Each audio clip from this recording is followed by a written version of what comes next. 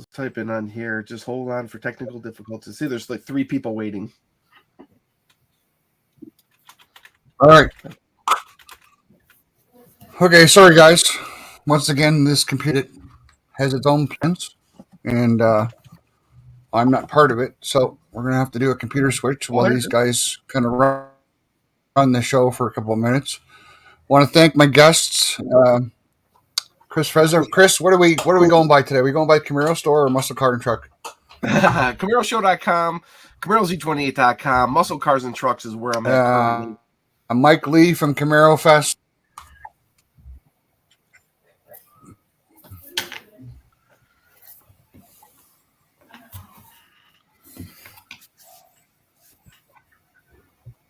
We got a little bit of lag there. Sorry. Mike's from certainly. Last but not least, we have Angus. You guys are going to have to run the show for a couple minutes while I go switch computers, because clearly this is not going to make it an hour. So are you going to be able to keep you guys sign it on this year all night? So without further ado, I think we'll just if you guys just want to hold the fort down for a couple minutes and just talk about what the last year's looked like and whatnot. All right. Andrew, why don't you guys introduce yourself, because you didn't have a chance to yet. We appreciate that, Chris. Well, obviously, I'm Andrew, and this is Tonya, and we're here with the Camaro Cave, something we decided to start based on people's input on both that work for General Motors and have retired on trying to keep the brand alive and, having a dealer's perspective on everything. So trying to help out everyone out there looking for cars with this final year. Yeah. And we have Mike Lee from Camaro 5, Camaro 6, Camaro Fest, the myth, the man, the legend. The legend. Hi, everybody. No, I was hoping that Joe could make it tonight as well, my partner in crime, but he's doing a second Thanksgiving night. Oh. Joe Bella. He's got 2 sides of the family now, so he's getting married, and he's got to do both. Yep. Oh, yeah. Navigating those waters right Absolutely. now, which I'm sure the food's good. Oh boy. Yeah, we're excited about doing another one this year, number 13. You guys announced the dates? We announced the dates, the first weekend of August, and it's the first week in August now. August. Yeah, we didn't have much choice. It really. It's all down to that track is booked all year long, and they moved us a little bit last year for somebody and for a big giant event, and this year we kind of landed on the first week of August because there's some other events going on. There's the Camaro Nationals and some other things that we didn't want to jump in on top of anybody. So sometimes that's unavoidable because tracks, when you're doing 3 tracks and the hotel. And, that hotel books up with other things, that go on in Bowling Green. So we kind of need that base there. That's a 100% center. Yeah. Are you coming out this year, Chris? There's a very good possibility I'll be there. Wow. I feel like all the heavy hitters are coming out. And like in our community, Camaro. I mean, I had such a great time last time I was there. I mean, and then hopefully with it maybe being a couple weeks later, maybe the weather will be a little bit better. Last year was perfect. It was so hot. And then we hit those really bad rainstorms. We'll probably get those little pop-ups here and there. It's that kind of the year, but it's never a washout. No. We raced in the rain on NCM last year for a little bit, but it dried out in the afternoon and was wide open. But the rest of the weekend was really cool. It was a nice, very nice temperature. We had a perfect week last year. Hopefully more of that this year. And we moved the dates back a little bit. They were at the end of July, so we're only going back another week this year. Yeah. The first week of August. Now we're looking forward to it. We're all booked up. We're ready to go. But all the tracks are signed and sealed, ready to go. And then Scott Settlemeyer's already signed on, said he's going to go, because we always used to kind of battle with Tom Henry. He always had his show, and Scott was always going to that for a while. So he came last year, and that was a big big hit. Yeah, we're excited to see him again. We just saw him a couple weeks ago. Yeah, you guys, that was really a great evening sitting watching you guys, listening to you chat and the Q&A from everybody on YouTube. It was really cool.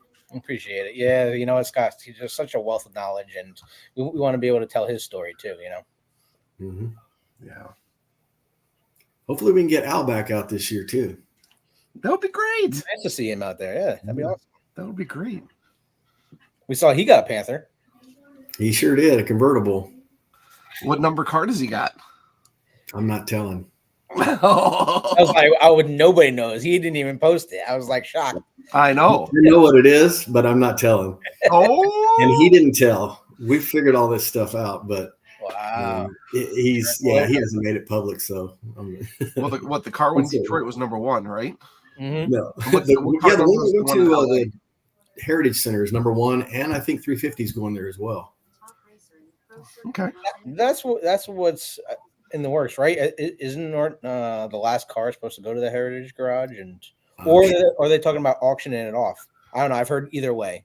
All I know is it's going to General Motors, and you don't normally see that. You see them going to dealerships. The first one went to General Motors, and 350 is going to General Motors. Yeah. Because you saw the stickers, and one was being delivered to the tech center, one was being delivered to Milford. Yeah. So who knows what they're going to do with it. And then you got Garage 56 coming up. We have that as well. That's another mess. I'm not getting into that mess. Yeah.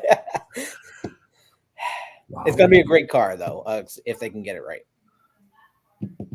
Well, we had a couple kind of sad points from the past week. We had the last convertible, and then the last LT4.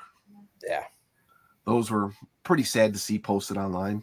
Oh, and So- how did people get those? Like, I have no idea. how does a picture get taken inside the factory? No. So do we know for certain that convertible rolled down the assembly line on Wednesday or Tuesday? If you get me the VIN, I can sure let's find out for you. Yeah. Normally GM, I'm thinking back to the 4th gen days when they had last VIN, roll down the assembly line in, I think it was St. Therese. Was like last saleable car, last car, period. And then they actually had the VIN on it. But so these are internal people, so I don't think anybody wants to get in trouble. Of course not. But you need to also have people that care in order to document these things properly. Right. Has anybody heard of a celebration that they're going to have on the last roll off? I mean, they've got to have some media there or something. We were trying to go. We've reached out. We were trying to be there, and we still have yet to hear back. No one's saying anything. I haven't heard a word either. Yeah. The plant party is. And if it's December 7th, I'm going to be in Florida. I'm going on vacation. That was the speculation, and I've heard inklings of that changing. So we rumors that it might be a week afterwards. So rumored that now it might move to the 11th, and then on the 13th there's supposed to be some party for the last car. So I don't know. These are all speculation right now. Okay. It's up in the air.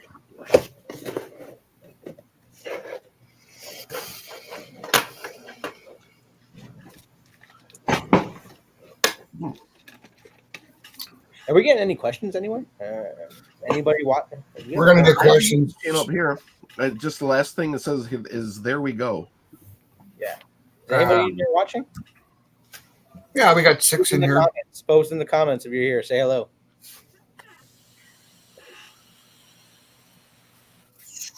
Can I get? You have a side-by-side screen, Chris? Yeah. Okay.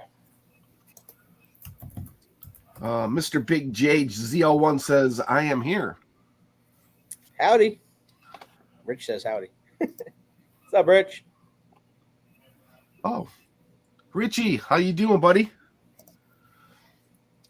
Okay, yeah. If you click off of private chat to comments, you'll see all the rest of them coming in. Yeah, I can see him too.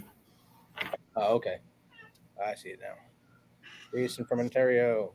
23 ZL1 convertible. Awesome, dude.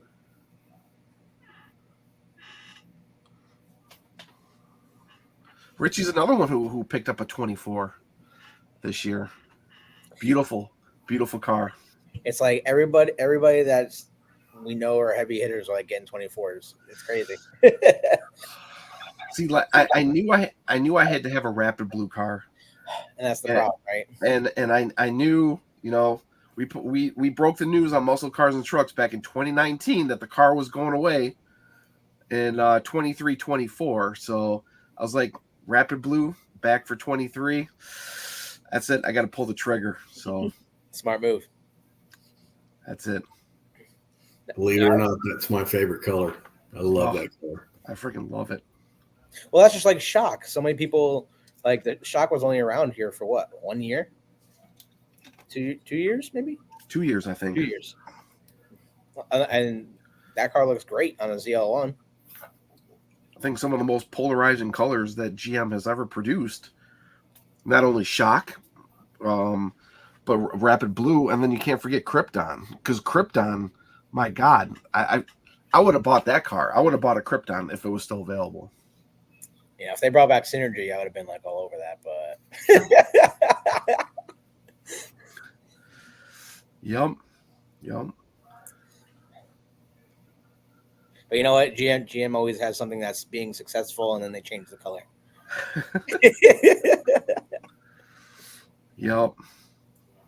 Well, that was one that came out on the V6, the lowest end V6, and they came out with the Synergy series with the special edition with the green seats and everything. And you had these V6 cars that would go to car shows and sit right next to these decked out, you know, like I had a pace car at the time, and the guys, you know, but that V6 got more head turns and more looks than the SS's, and by the time there wasn't the ZL1, but man, they were that was a head turner. And they made then they put it on the SS, and it just kind of rained on the V6 people's parade.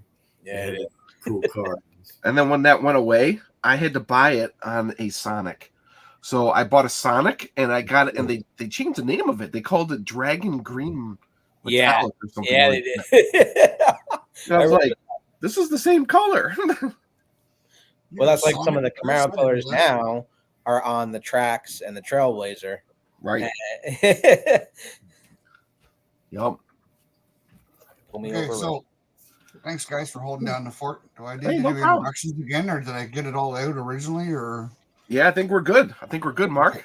Okay. Well, if you guys tune in tomorrow morning, there's going to be about a 1.5-minute video of my desktop going out this second story window. Oh, there it is. Okay, that one. Uh-oh. So I'm trying to use my other camera because it's a little better than this laptop camera. I have a Chromebook, and it's really good, but the camera's a little sensitive. So, okay, so sorry guys, carry on. I didn't mean to hijack. I just wanted to thank you guys for kind of just holding down the fort here while I got things going. We just kind of reminisced here. You know, we had a couple news items that came out this past week. We had last convertible, last LT4, and then we were kind of reminiscing about some of the more polarizing colors that GM came out with originally. You know, with the Synergy series, Camaro, Krypton, Shock, and Rapid Blue. Yeah, I didn't know you owned a Sonic. I still have mine. It was my wife's work car, and we bought it brand new, and I wanted to buy a Cruise, but it was her car, and she's like, no, I like this one. And That's a nice little car. It's only got about 60,000 miles on it, and it's 10 years old. So it's a little grocery getter. I take it when I'm going out, when I'm going to work, when I go on a trip. So, but yeah, it's unfortunate that they don't, that GM doesn't make something like that or a Cruise anymore.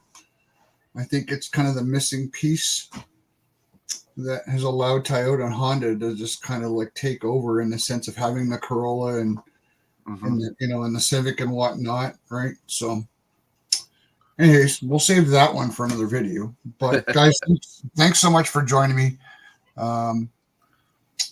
We did this about a year ago, and it was well received. And I thought, you know what, with about a month to go, it might not be a bad idea to get you guys together and see, what you think, and where where the car's done well and where it hasn't. And we've always said, all of us have said, this car is capable of many things if the right resources were put towards making it better, or like making it more marketable, right? So it is truly unfortunate. I never thought that. Certainly Andrew is probably the youngest here, so we'll just pick on Andrew, but certainly in our lifetime, I didn't think I'd see this car go away twice so soon. No. And I know Andrew's, I mean, you guys were around the last time it happened, but it's I don't know. I will We say both had fourth gen, so my first car was a fourth gen. So mine was a third. Her first car was a third gen. I was driven around in a third gen when I was a little boy. So I mean, that's what turned me on to Camaro, and obviously we like it enough. We're getting our fourth. So, just before we go on real quick, I just want to say thanks to everybody in the chat. I appreciate Richard and Jay, Mossman, as I already said, Richard. Who else is in here? LSX Motorsports. Jay's a longtime supporter of the group back in the heyday when we did multiple things a year. And anyways, so I appreciate Jay's being here. Jay just picked himself up a red Z01 last year. Nice. Okay.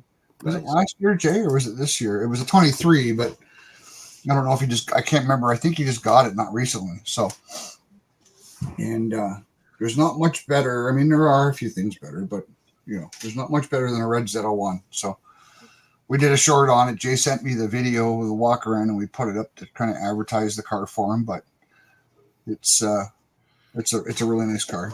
So, well, and that's the color that they unveiled the 5th gen ZL1 in. It was red hot. And best. yeah, and well, I was going to say the 5th gen. The 5th gen? 6th gen, they did it in red. Did it 5th gen?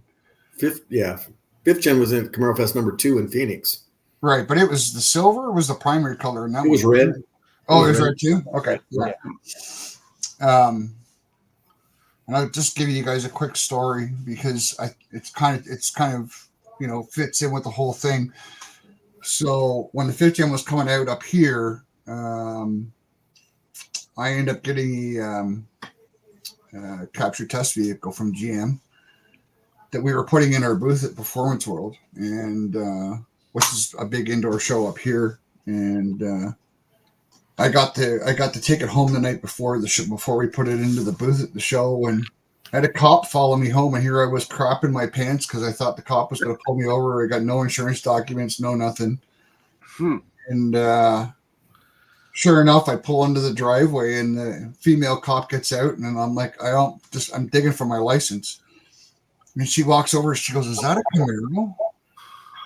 I'm like, "Yeah, it sure is." She goes, "I've never seen that before." I said, "Well, you won't see them on the road because they're not technically for sale yet."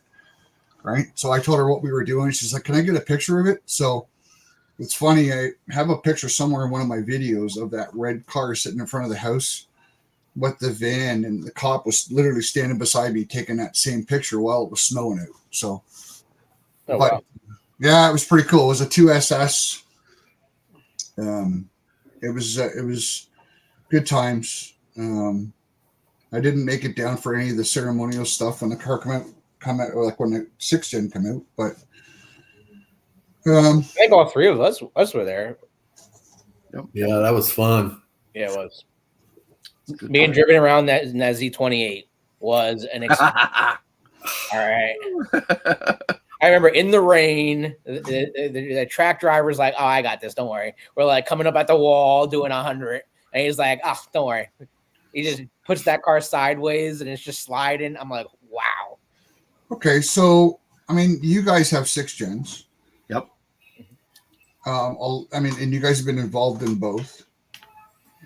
Did the feeling of the fifth gen? I guess it would be different feeling because the car was gone for how many years, but I just don't get. I never did feel the hype with the fifth gen or the sixth gen like I did the fifth gen. Right.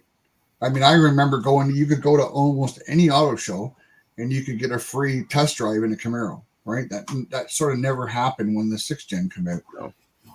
No. There was, and then a lot of that was, had been a lot of people that were retired when that car came out, including Scott, right? So a lot of those people that made a lot of things happen, they had sort of retired when that sixth gen car came out. So, well, according to Scott, when we were there a couple weeks ago, he was saying that the Camaro disciples, had more of an influence on the sixth gen car than on the fifth gen car. Yeah, I'm sure they did. Yeah. Yeah. You know what? And I'll be honest, I've been critical of this car, and I guess maybe I was critical of it for the wrong reasons, or not having enough seat time in it compared to having, I had a fifth gen. So, I still think the lower end sixth gens weren't done as well as the lower end fifth gens. I felt the fifth gens were they didn't feel as, I hate using the word cheap, but I'm going to use it for this example. Okay. And say the lower end fifth gen still felt better than the lower end sixth gen, but that's just my opinion. I know a lot of people will disagree with that. So, but once you get around that car and get driving it, I was quickly a believer. So, well, the sixth gen car, even on the LS and LT trim levels, even if you got it with the 4-cylinder turbo, the 2-liter turbo, the proper way to call it, right? That car was 200 pounds lighter than the fifth generation car. Yeah. And it didn't feel, and like I said, and I was critical of it. And once I'd driven that car a bit more and I'd spent some time with that 2-liter in that, it didn't feel as clunky as the fifth gen did. Right. They actually sold more turbo cars than V6 and V8 cars combined. Really? Well, and that's good, because that's part of the reason why they brought that car out. They brought that car out to try and compete with the Genesis at the time, and the EcoBoost, obviously, right? So, well, and the reasons why they had to bring the car out was for the CAF laws, right? In order for them to sell a V8 car and for them to build a V8 car, they had to sell a couple of the four bangers to make a V8. Yeah. Well, in 2016, you think about it, they had the Sonic, the Cruise, the Spark, right?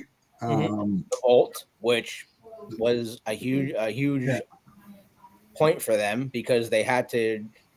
They're at the bottom still right now. They are at the bottom. They are, yeah. Out of all the companies that are on the market right now, because they sell so many trucks, and all their trucks have V8 engines.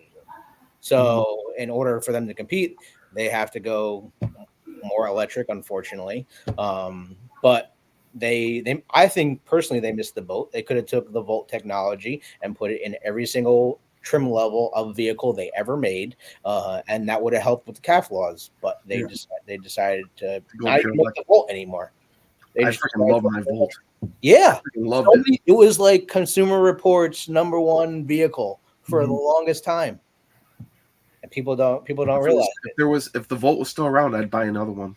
Yeah, I remember when it came out. I took it for a rip. It was a fun car to drive. Yeah. So I had a question in my head, now I forget. So fifth gen to sixth gen, the translation from not selling. So, like you were saying, there was a huge fanfare for the fifth gen. Well, you had all those years of bottled up people. We want that Camaro. We had 6 years of hype building. Yeah, 2009. Transformers was out. Everybody wanted a freaking Camaro. You went through that whole part. Then so 2011, 2012, you had ZL1 coming out. 1LE started coming out. Z28 came out. and it was just like Camaro, Camaro, Camaro, Camaro. And then when the 2016, when they did the 6th gen, I don't think there was a big enough change. I was going to ask you that question. Do you guys think that the change wasn't? Do you think it was enough, or do you think if it wasn't enough? Right. I don't think it was 5 to 6. I think it was very similar to what the 5th gen was, which wasn't drawing enough people to say, hey, I need to go out and buy another Camaro. There's a lot of people that would say it should have been, it should have been styled after a 3rd gen or a 2nd gen. I think it might be easier to try and make a retro look. I mean, they did it for Gen 5 and 6 to make it look like a 1st gen. Well, what I've heard is a lot of people saying, why go to a 6th gen? Keep going with the 5th gen, just like what Dodge did with the Challenger, and just keep changing, putting bigger motors and stuff like that. I understand Al went a different way. He wanted to make it a world-class race car. He did that. Yeah, he did. Yeah. Also, the main reason for the change between the two cars, which people don't even realize, is they had to get out of Oshawa. Right. They could not continue the plant in Oshawa. Yeah. So Camaro got moved to the United States in Lansing, and they had to retool a factory. The car went onto a different platform, between the Alpha platform that it was on to the Zeta platform, right, which was a Holden to the Alpha platform, which underpins Cadillac. Well, it could have stayed there, like Chris just said. It could have stayed on Alpha and just, restyled it, right? I mean, I know there's a lot of people that would like to see this car have like a 3rd gen reminiscent look to it, or a 2nd gen. Those are kind of the two. Those are kind of the big ones, right? Somebody wants to see like a 2nd gen remix, but I don't know. That was a lot of the talk. Yeah. So, but none of the other manufacturers changed very much either. The Mustang didn't really change very much going from 5th to 6th gen or 6th to 7th gen or whatever it was for them. Nor did Dodge. Right. Dodge has been selling the same product for like 15 years. Yeah. Yep. Yeah, and then they tend to get long in the tooth, and I think that's kind of why everybody changes it up, right? So, but also the Camaro is at a disadvantage. Dodge has been using the same plant, they've been using the same platform. They didn't have to put in any resources really on their vehicle to update it. I mean, they just put a bigger engine in it every single year, and it just kept getting bigger and bigger. Yeah, it's a good plant. I used to live like 2 minutes down the road from that plant, and Jay doesn't live too far. Big J Z01 doesn't live too far from there, but the Mustang now, the new Mustang is getting beat by the 6th gen from 2016. Yeah, I read that the dark horse is getting beat. Like, congrats, you got a screen, bro. My car still beats you. And the ZL1 still king of the castle. Doesn't matter what you put up against it. I mean, all these cars that are coming out none of them are going to the ring. None of them are putting down 7 minutes at the ring. Yeah. Well, and I'm not a big Mustang beater, but because I have somewhat converted to the dark side on one half, but Mustangs have always had a challenge with bite, right? Like, I'm surprised that GT500 does as well as it does. I mean, that has always been the thing with Mustangs. They just can't bite the same way, right? They don't have they don't have the same traction that a Camaro does out of the box. Yeah. So when I was GM brought me out to a media event when they announced the 2-liter turbo, and they brought us up to Spring Mountain in Nevada. And what they did was they had a 2-liter turbo Camaro, and then they brought in EcoBoost Mustang, and they had us drive both and compare them. Clear the Camaro was so much better handling. And in the Mustang, that seemed like the controls were so crammed on you in the Mustang. Incidentally enough, that was the same media event they surprised us with the 6th gen ZL1. People sleep on that turbo Camaro, That car was man. badass. And especially once they came out with the 1 Elite package for the 2-liter turbo, I saw so many of those cars going around racetracks, destroying cars triple the value. You know what? Those might be aside from the ZL1 stuff and that. Those and the V6s might be the second most rare cars that you'll get, because you don't see a lot of them around. At least we don't up here, but you don't see a lot of them around. You did, a couple years ago, but now there's not a lot for sale. Guys are kind of keeping them, right? Well. Also, I think one thing that what people don't want to really talk about is when the 6th generation car came out, people weren't trading up their 5th generation cars to go into the 6th gen because they loved their 5th generation car. So they were people like GM was missing out on a lot of sales because people were holding on to their 5th gens until they even drove the 6th gens.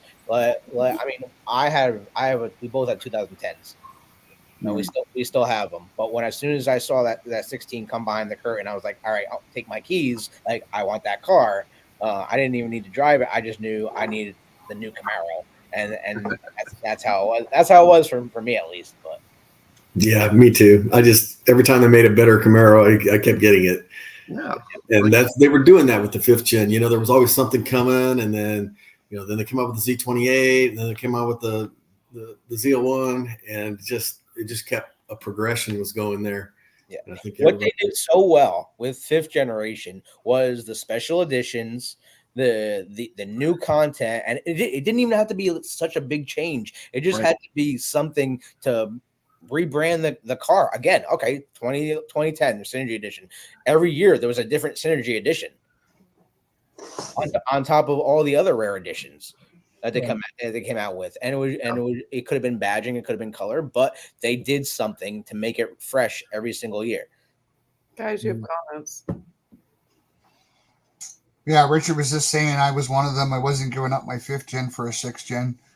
And Jay was just saying that up here to get a new ZL1, it's almost impossible. Pickings are super slim.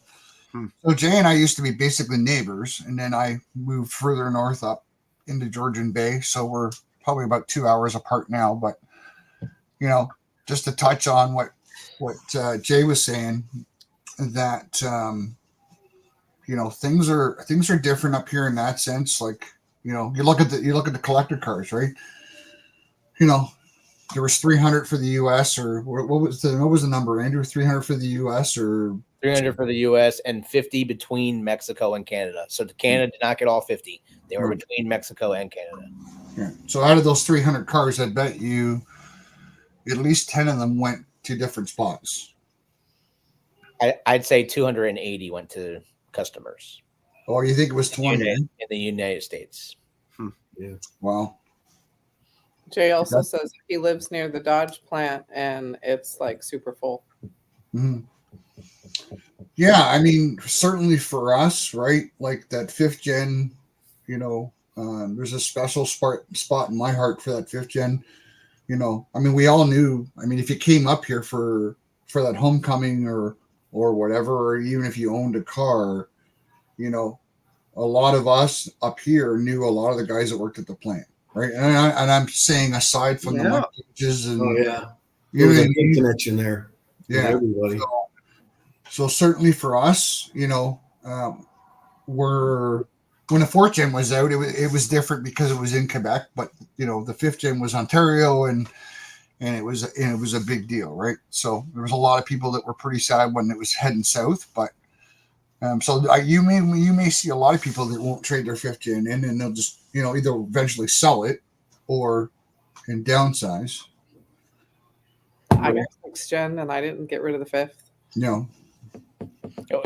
It seems like people that have 5th gens don't get rid of their 5th gens and just add to the collection. It just seems like that's what's been going on. At least with people we've talked to. I know some people have been upgrading from 6th gen to 6th gen. 100%, Richard. 100%. Yeah. Family. Yeah. I have family that are closer to me through Camaro than blood because of that car. 100%. I mean, it takes going to one Camaro Fest, or This dumbass is one of them. Some of the some of the shows up here, right? Oh yeah, BBOMG, the Oshawa events, they were awesome. Yeah, well, exactly right. BBOMG, I mean, is this like a smaller version of Camaro Fest, right? I never made it out to one. I always wanted to, but Those were incredible. never made the trip. Yeah. So Mike, what have you driven? You've driven the car, obviously, but Yeah. what's your thoughts and what's your build number again? 244 244. Nice. 44 on Monday. I know. I'm waiting to see like my Facebook feed like flooded with pictures, bro. Yeah, it's been. I'm waiting. I gotta get some get out and do that. I need to get the windows tinted and just kind of get it. I did get it out and get it cleaned up and put it back in the garage, but that's been it. It hasn't gone anywhere. It looks good side by side with that vivid orange, man. Yeah, that's the other thing is I've already been I've been in a ZL1 LE since 2019. This one will have a better ride for you at least. Oh my god, night and day. I've got some bumps that I brace myself on, and when I drove home, I braced myself when I hit it, and it was just like butter. Oh man, I love this mag ride. It could be a cruiser. I could actually drive this thing back and forth to work, where the other one I can't even drink a cup of coffee going to work. It's just going all over the place. So, do you still have the oranges, Mike? Yeah, those oranges are payback someday for that. That was a good warehouse. It really was. When Mike picked up his vehicle at Becky's warehouse, I'm gonna blame it on Joe Bella. I kind of gave him an idea that Becky had some oranges because he had the orange car, so we thought we would hide some oranges in Mike's car and number them 1, 2, and 4 and see how long it took him to find the third one. Yeah, I told them if they ever came back with Hugger Orange, I was just, I saw Dodge with Plum Crazy and they were coming back with all the old classic colors. And I said, you got to come back with Hugger Orange. And I really wanted them to name it Hugger Orange. But Scott actually explained why they couldn't name it the same because it's water-based versus lacquer-based paint. And but it's exactly the same color as Hugger Orange. So when they brought it out, that's when I was like, okay, I'm buying one. There it is. We actually talked about that with him the other day. Oh, we did. That's the great thing today. It was an option, but a couple like years ago, but it wasn't as popular as you get a car that you don't like the color of it. Like wraps have come so far now.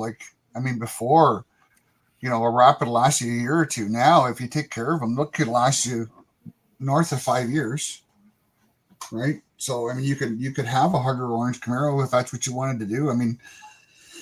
Certainly we have friends in Kingston who had a Transformer car and had it actually painted the proper Transformer yellow. But 3 days after he bought it, who I'm talking about, Chris and Mike. I don't know if you know. Oh, sorry guys, it's my birthday the other day, and see now I'm officially an old man, so it involves afternoon naps and but you guys know who I'm talking about, right? So, yep. You can do that with a wrap, right? So, I don't let this woman nap, so we ain't. I don't get afternoon naps. I'm getting chipped. I'm getting chipped. You're not old enough yet. That's right. I bet you're older than you. So, sorry guys, because of all the computer technicalities and all that, I forgot to say happy Thanksgiving to everybody. You three are in the U.S., and so happy Thanksgiving. I hope you guys had a good one with your family and friends. I know it's big for us too. So it's kind of one of the low key, not a lot of pressure like Christmas is and all that, right? So, right. So we'll leave this question. We'll leave Andrew last because Andrew and Tanya are actually going to cheat because they actually probably know the answers. Well, we know they know the answers. Let's not know. So I'll start with Mike. What do you do we think this car's coming back as a hybrid? Do we think it's I know they were just at Scott's and I don't care what Scott says. I know Scott well. He still has a lot of friends that work at GM, but just with all the changes, I mean, it's very fluid now, right? Like everything was being pushed towards EV, and now everybody's EV numbers are kind of dumping the bed, right? So one thing that GM is well known for is pivoting, right? So what, Mike? I'll start with you. What do you think? I think they're not ready to pivot yet. I don't think that's happened. I don't think anybody's I don't think it's on the table. I mean, it's so far out. It's like, oh, we could bring the Camaro back in, 5 years or whatever, but what's it going to be? I don't, they're still playing this EV thing. They're still early on in it. I always thought it would definitely come back as an EV. As soon as we saw the Copo Camaro, electric Camaro, I thought, that's a sign for what's coming. But I don't know. I think everything's just shelved right now. They have to put together a team and start making some decisions. And I don't know. I haven't seen any of that happen. So I don't have a lot of hope for it coming back anytime soon. But well, and again, if you guys haven't checked out Andrew and Tanya's video when they were at Scott's, a lot of this was kind of Scott's impression as to what he thought or may know. But certainly I can't believe that GM is just going to let Ford kind of have the field. You know what I mean? I think they're kind of waiting to see. And again, Scott did answer it on your show, but the GM can't have two sports cars. But I think that it can be made to work. I mean, they've been paying fines for a year because of those CAF laws, right? So, Chris, what do you think, buddy? I'm hearing a couple things. We've got some internal sources that are telling us some things. Car's probably not coming back till 2030. Really? They've stopped and restarted the next car twice already now. And everything, because of what's happening with electric vehicles right now, keeps getting shelved. We got to look and see what's going on in the market right now. GM was very, very adamant that their future was electric. That is not clear now.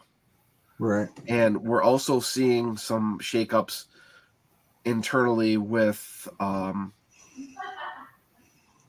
leadership. So let's say Cruise. They just resigned. So GM's Cruise division, that person's resigned. Yep. I would not be surprised if we saw Mary Barra go in the next 6 months. I think that needs to happen personally. That's my opinion, but just from things I'm hearing on the inside. And then we're also looking ahead to the possible change in government leadership coming in the near future here, and maybe easing up on some of these cafe restrictions and stuff like that. Too many moving parts right now going on. But if you were to ask me to say, is there going to be another car? I think there's going to be another car, but I don't think we're going to see it till 2030.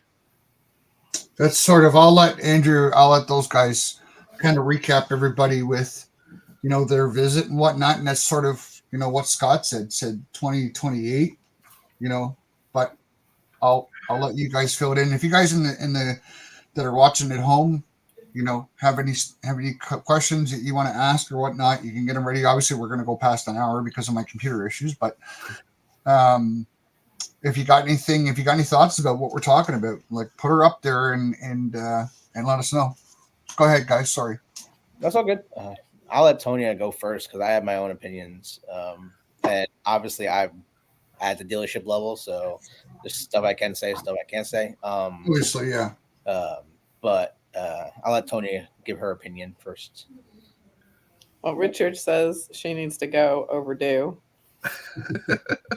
I don't think there's anybody that watching at home that will disagree with that. On a personal level, I've met Mary Barra many times.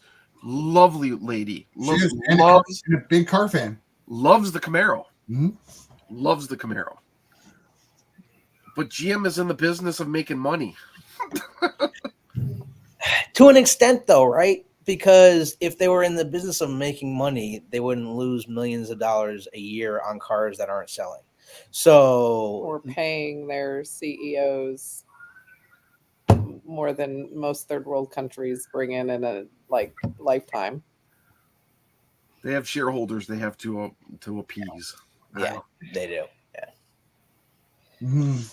We don't know what's going on at the top. We don't know why, where, what. I mean, we don't know the answers to all those things. We know a little bit, so we can't really speak to that. But I'm sure that it's a little obsessive, probably just a little bit. Mhm. We know she was a diehard Pontiac, and she came up through from the bottom all the way to the top. So she Good for she her. was muscle. She Good was for her. the history behind the cars too. Good So for her. she had all that, and she supported the car. And good for her. She did. And go girl power. Like, I mean, I'm behind her, but like, for the love of all things evil, Well, and unfortunately, I mean, that's a pretty steep salary for anybody. but that's what happens. You cater to, your executive team and your shareholders, and they may not align with what you believe in personally, right? So, Of course. And she could be sitting at home going, "Oh my God, so many people hate me because of this, and I can't do anything about it, or I can't do much." Right. So who knows? I mean, we can't speak for her. We can just say, But no, back to your question though. What do you think is going to happen? Are we going to see another car? I think we will. I'm scared that it won't come back as a gasoline powered car. I hope that it comes back maybe half and half. I don't really want to see it come back as that either, but I think that that's probably what's going to happen. But we all know that it takes at least 5 years to get one of these cars. you're basing on the fact that nothing is happening in the background, which maybe you guys can answer. I can't. Chris might know, but if Matt, I don't know. Even know Mike. Well, Mike might know too. I mean, you guys might know. I don't, but This has a longer gestation period than an elephant, so yeah. it needs 5 years. So At least. if we don't have a team together right now that can even bring this to conception, much less gestation, then we're nowhere near close to the car coming anywhere close to us for another 5 years. So to what Chris says, we are looking at close to 2030 to even see the car come back again, because there is nobody in place right now. And they don't have a team. The team's gone. And Road teams have been gone since 2019. yeah, the problem is so many employees have retired and taken their money once they were offered it by General Motors to move on. So the people that were so passionate with the car are no longer there. Right. So who do we have to take on the next generation? Some people that are behind a computer that don't know what a carburetor is, or don't know what it stands for, or don't know what it represents, and don't know the customer base. Like if they've never been in a first gen car, if they've never been in a second gen, third gen, fourth gen, how do they know the history of what transpired through those years? And even with the fifth gen and sixth gen car, like you have to have some connection to the past in order to make a future. It's like the team that comes to Camaro Fest every year. We've really been grandfathered in to that, and it's been on their calendar every year, except for last year. They finally dropped off completely. But when 2018, 19, we just started getting performance division folks coming in. The team was gone. You get a couple of, maybe an Adam or maybe a Al would show up, but not part of that sanctioned. Here's the whole team, and they didn't have all the answers that our enthusiasts, were asking questions, and you would find that one person that would know, but they were just there to kind of hold down the fort and talk about some of the performance parts. But like placeholders instead of people that worked on the team. Yeah, that were behind why things happened. So that budget got cut last year, and then they there was no. In fact, we weren't the only event. I think they had 2 events they do. They were both cut. So, and that, I mean, that brings you to the last car, right? Like the collector's edition car that just came out this year. GM could only do so much, right? Yeah. They're not going to throw millions of dollars at a car that's going away to go test out a new engine, go pay the CAF law fines, go do emission testings to make the car better than it already is, when there's no need. The ZL1's the top dog. There's not a single special edition out there that has ever had a performance upgrade in Camaro. None. And I don't know why so many people thought that the 2013 or 2014 Camaro was going to have an LT2 motor in it. I kept telling people, this is not going to happen. Not with 2 years left. No, right. 3 years. Yeah, 2 years. Yeah. Richard's right. The Camaro customers don't want to see this car come back as an EV. No, they don't. And quite honestly, all of these companies that thought that this was like, oh, we're going to go all electric in 5 years. What planet do you live on? We can't support that. The infrastructure is not there. It's not going to be there in 10 years. It's not going to be there in 20 years. In any country. In any country. I would say that they've done a better job this time than they have. It's certainly a lot more acceptable than it is when the EV1 came out, but we are a ways away from. 100%. You want to know what just happened this week? GM and Honda cut ties with their EV. You know what that means? That means things are going to get pushed back again. Last week, GM announced that they're pushing back their 2025, till 2025 fourth quarter, the Silverado EV, which they still haven't sold any, but that car's been out for 3 years now, and they haven't been building them. First of all, the work truck that just finally came out this year is $80,000 for. Is it 80 now? Because I know originally for a work truck. That's the only edition they are selling. But guess what? They realized no one's wanting them, so they pushed it back. The Blazer EV just hit. Amazing vehicle. Unbelievable. Ran leases on it. Nobody wants to pay $1,200 a month for a Blazer EV. Okay. Okay. And then it's $60,000. Lease. It's not for a lease. Yours. It's $1,200 a month. Take care of it and give it back to me. You're talking me out of mine. I have a ticket for one. Sorry. I put $100. I put my $100 deposit down for the Blazer SS. Yeah.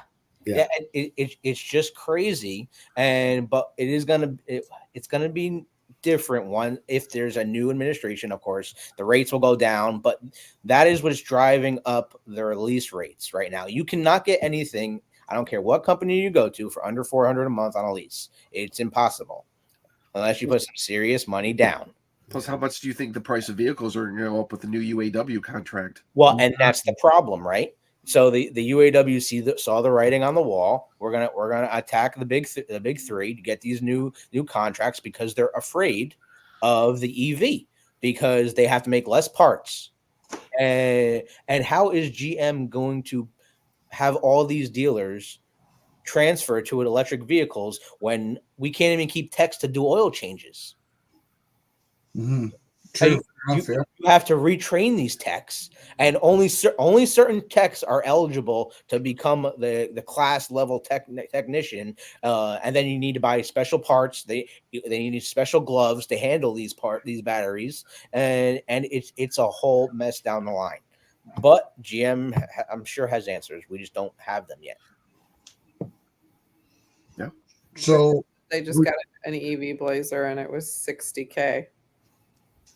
Yeah. And the SSs aren't out yet, so that's what I was waiting on. So I haven't used my. But I was thinking the same thing. Like, what do our viewers think? Would they buy a hybrid? And watch the Corvette with the E-Ray. I mean, see what happens there. That a lot of this stuff will trickle down from Corvette, as it always has. So always does. That's what we have to watch. Now, I personally think like the E-Ray name was a bad marketing idea, but I mean they should have just called it a Grand Sport and says, "Great, this Corvette has all-wheel drive." We And watched. because many it's people? unbelievable. My general sales manager just came back from Nevada. They had the cars go up against the brand new Ferraris, and in a eighth of a mile, it destroyed it until of course Ferrari's turbocharged V8 with 738 horsepower hits it at the top end and then takes it. Well, and that's the problem. I mean, like Jay just said, right? Certainly up here, it's, I mean, that Silverado. Okay, so Jay said even a well-equipped Equinox up here is going to be an obtainable price-wise for the average person. It's still going to be, I mean, I think that was kind of what Gene was hoping with Honda, is that they could have some of that crossover stuff and have something affordable, right? But even now with that partnership gone, that Equinox EV is probably going to start at 45,000. Okay, so the Equinox EV, because we have so many customers coming into my dealership asking about it, right? So GM announced that, yeah, sure, the first one's going to be around $30,000. Well, that's not for like 5 years down the road. The only trim levels they're coming out with right now are the 1RS and 2RS. So the 1RS starts at $49,000, guys, and that is a front-wheel drive car. The 2RS is an all-wheel drive car, and that starts at $52,000 for an Equinox. Now, we're already at Blazer level. Mm-hmm. We're already at the price point of Blazer. So why would you go into an Equinox? Right. Yeah, and I think that's what frustrates even more people about that Blazer, is that Blazer's made in Mexico. They're paying very little in comparison, right, for labor, and yet they're astronomical numbers, and they're keeping work out of the U.S. So there's a lot of frustrations to that. So real quickly, would you? So just a quick, yes or no, Chris? Would you buy hybrid? Yeah. Mike?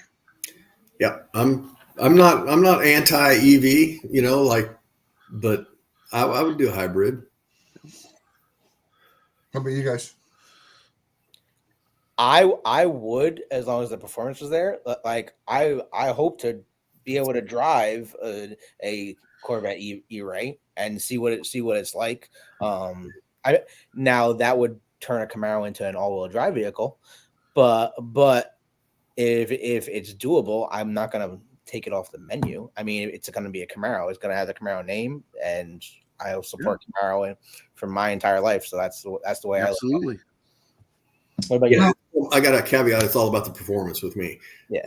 If it's just a little gas saver, no.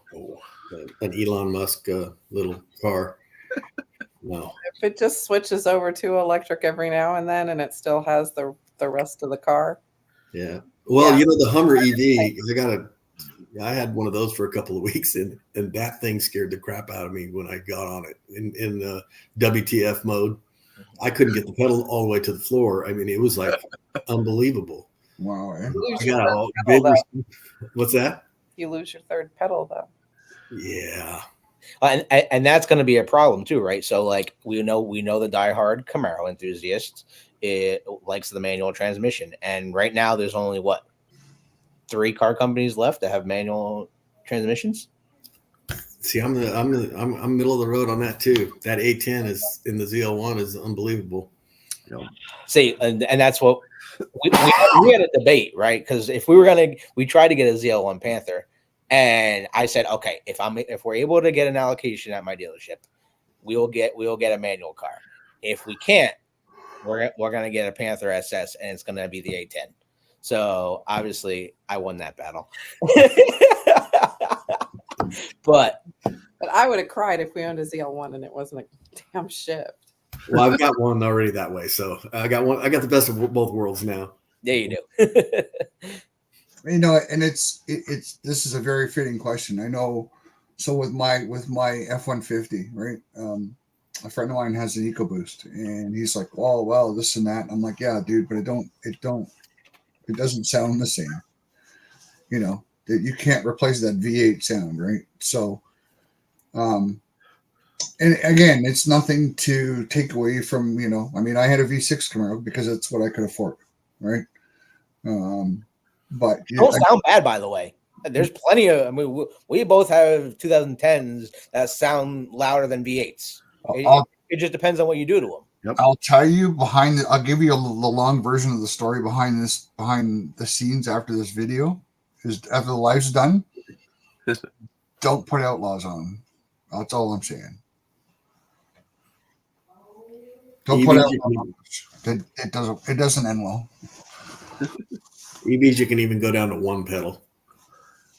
And what about so the guys are saying here, what about the engine sound, right? Like, so I know that, like, the Dodge is making up that modified music. It sounds so bad. It sounds so bad. I was just gonna talk about that. The leaf blower sound. You hear that Dodge Banshee, the all electric Dodge? Yeah. Oh my God, it sounds horrible. I mean, good for them for thinking about that. We gotta give them props. I mean, they're trying. They were the last company to say, okay, we'll do an electric vehicle. But they fart too. So like your choices are it can fart and sing to you, or it can have a V8. Like, I mean, you get to pick. Now, didn't Borla show off something at SEMA? They did. Yeah, they did. with a speaker system that would go like speakers where the exhausts were. Yes. You gotta give it to Borla. I mean, hey, someone's got to do it, right? Exactly. Someone has to come out and do it. So, and it's interesting. Where's the OD exhaust? I need my perfume. She loves here when she starts our car. She just sits behind it and just like smells it. So that's just her. But delete those cats. You don't need those. She doesn't have them. Don't your eyes water? Everything waters, man. It's great. So just to get back to what you guys were saying, Andrew, about like the team and all that. I know it does seem a little overwhelming but there's still people at GM, in the motorsports division, Adam's up and coming in that whole circle. And we all know what Adam did with that car, right? Like, I see a big future for Adam. You know what I mean? I kind of see him as the future of, perhaps if there's ever another Camaro program, that's where I see that man. So you heard it here first, but I'm going to call it right now, but there are guys there in the motorsports program that are still doing their thing, right? So there are people that are allowed to do their job. Right. There are people, all I'm saying is nobody is going to hold them back from doing what they love. Right. Because that's the double-edged sword. Because there are people that die hard, Camaro people die hard, performance people that want things done a certain way, but then they get told they can't happen. So it just, there has to be two parts of the coin there, I guess. Like, let's just put it in guy talk. If they're standing on their dicks, nothing's going to get done. Right. Well, and a lot of that is politics, right? I think that it is, unfortunately. Yeah, I think the people at GM want what we want, but it's dictated by shareholders and politics, unfortunately. Yeah, $90. Yeah. But they're not going to get to. Their stock price plays a big role on everything these manufacturers do. I don't buy, and I guess, Scott would know better than I would, but I don't buy that GM, there's no room for two sports cars. Well, Ford doesn't have two sports cars. Right. But Ford has the Mustang. They had two sports cars, and what did they get rid of last year?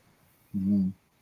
Well, I don't know that the it's Ford GT. Necessarily the Ford GT was selling, and they got told they couldn't sell both of them. It's by points, so they can only have so many points. And right now, GM has all those points taken up by trucks.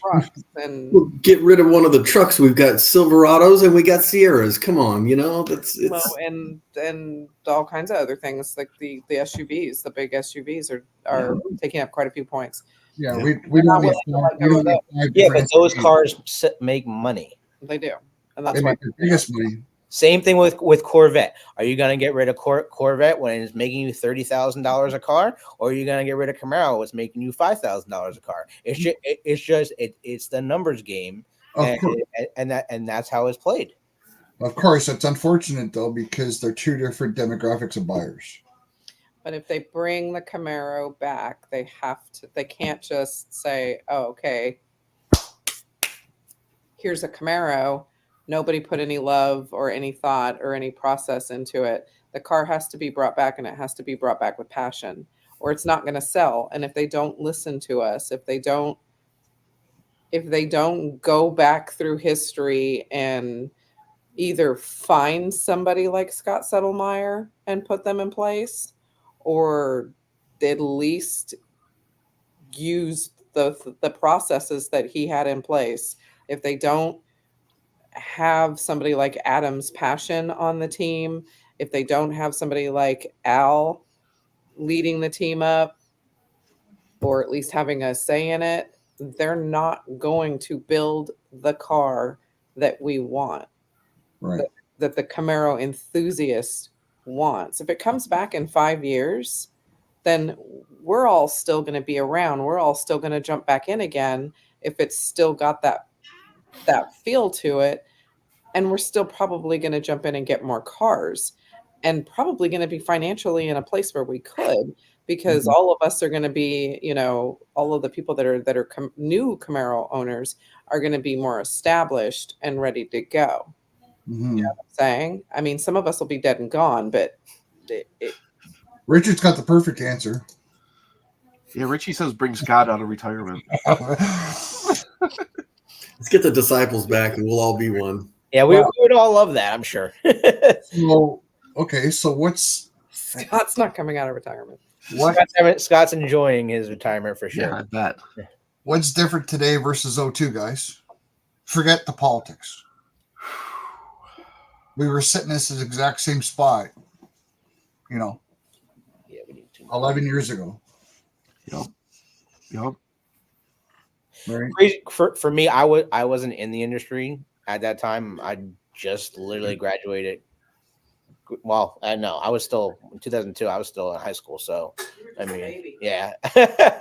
I didn't know you guys and Scott, and like I wasn't deep in Camaro at that time, but I personally can't answer that question. But now it hurts when we saw the last engine get built. I'm like today's a sad day. Like this car is going away again.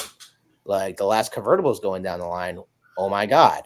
Like we are only 2 weeks away from the last car coming off the line, guys. So It feels different this time. It does, yeah. So sorry, real quick. So I don't know if Matt's still in here, but No, man. Matt, I have family stuff and car stuff took over today. You know what, Matt? If you're still with us, it's fine, buddy. We know that you have all your hands full, certainly at the house, and I think Matt's got. What do they got? What's Matt got? 5 kids? Yeah, I thought he had a family of 8. I thought it was either 5 or 6, but like they just had their newborn, right? Not very long ago. So,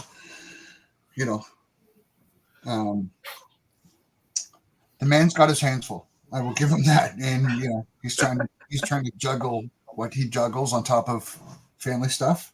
You see, I was right. 8. Yeah. 6 is the good answer.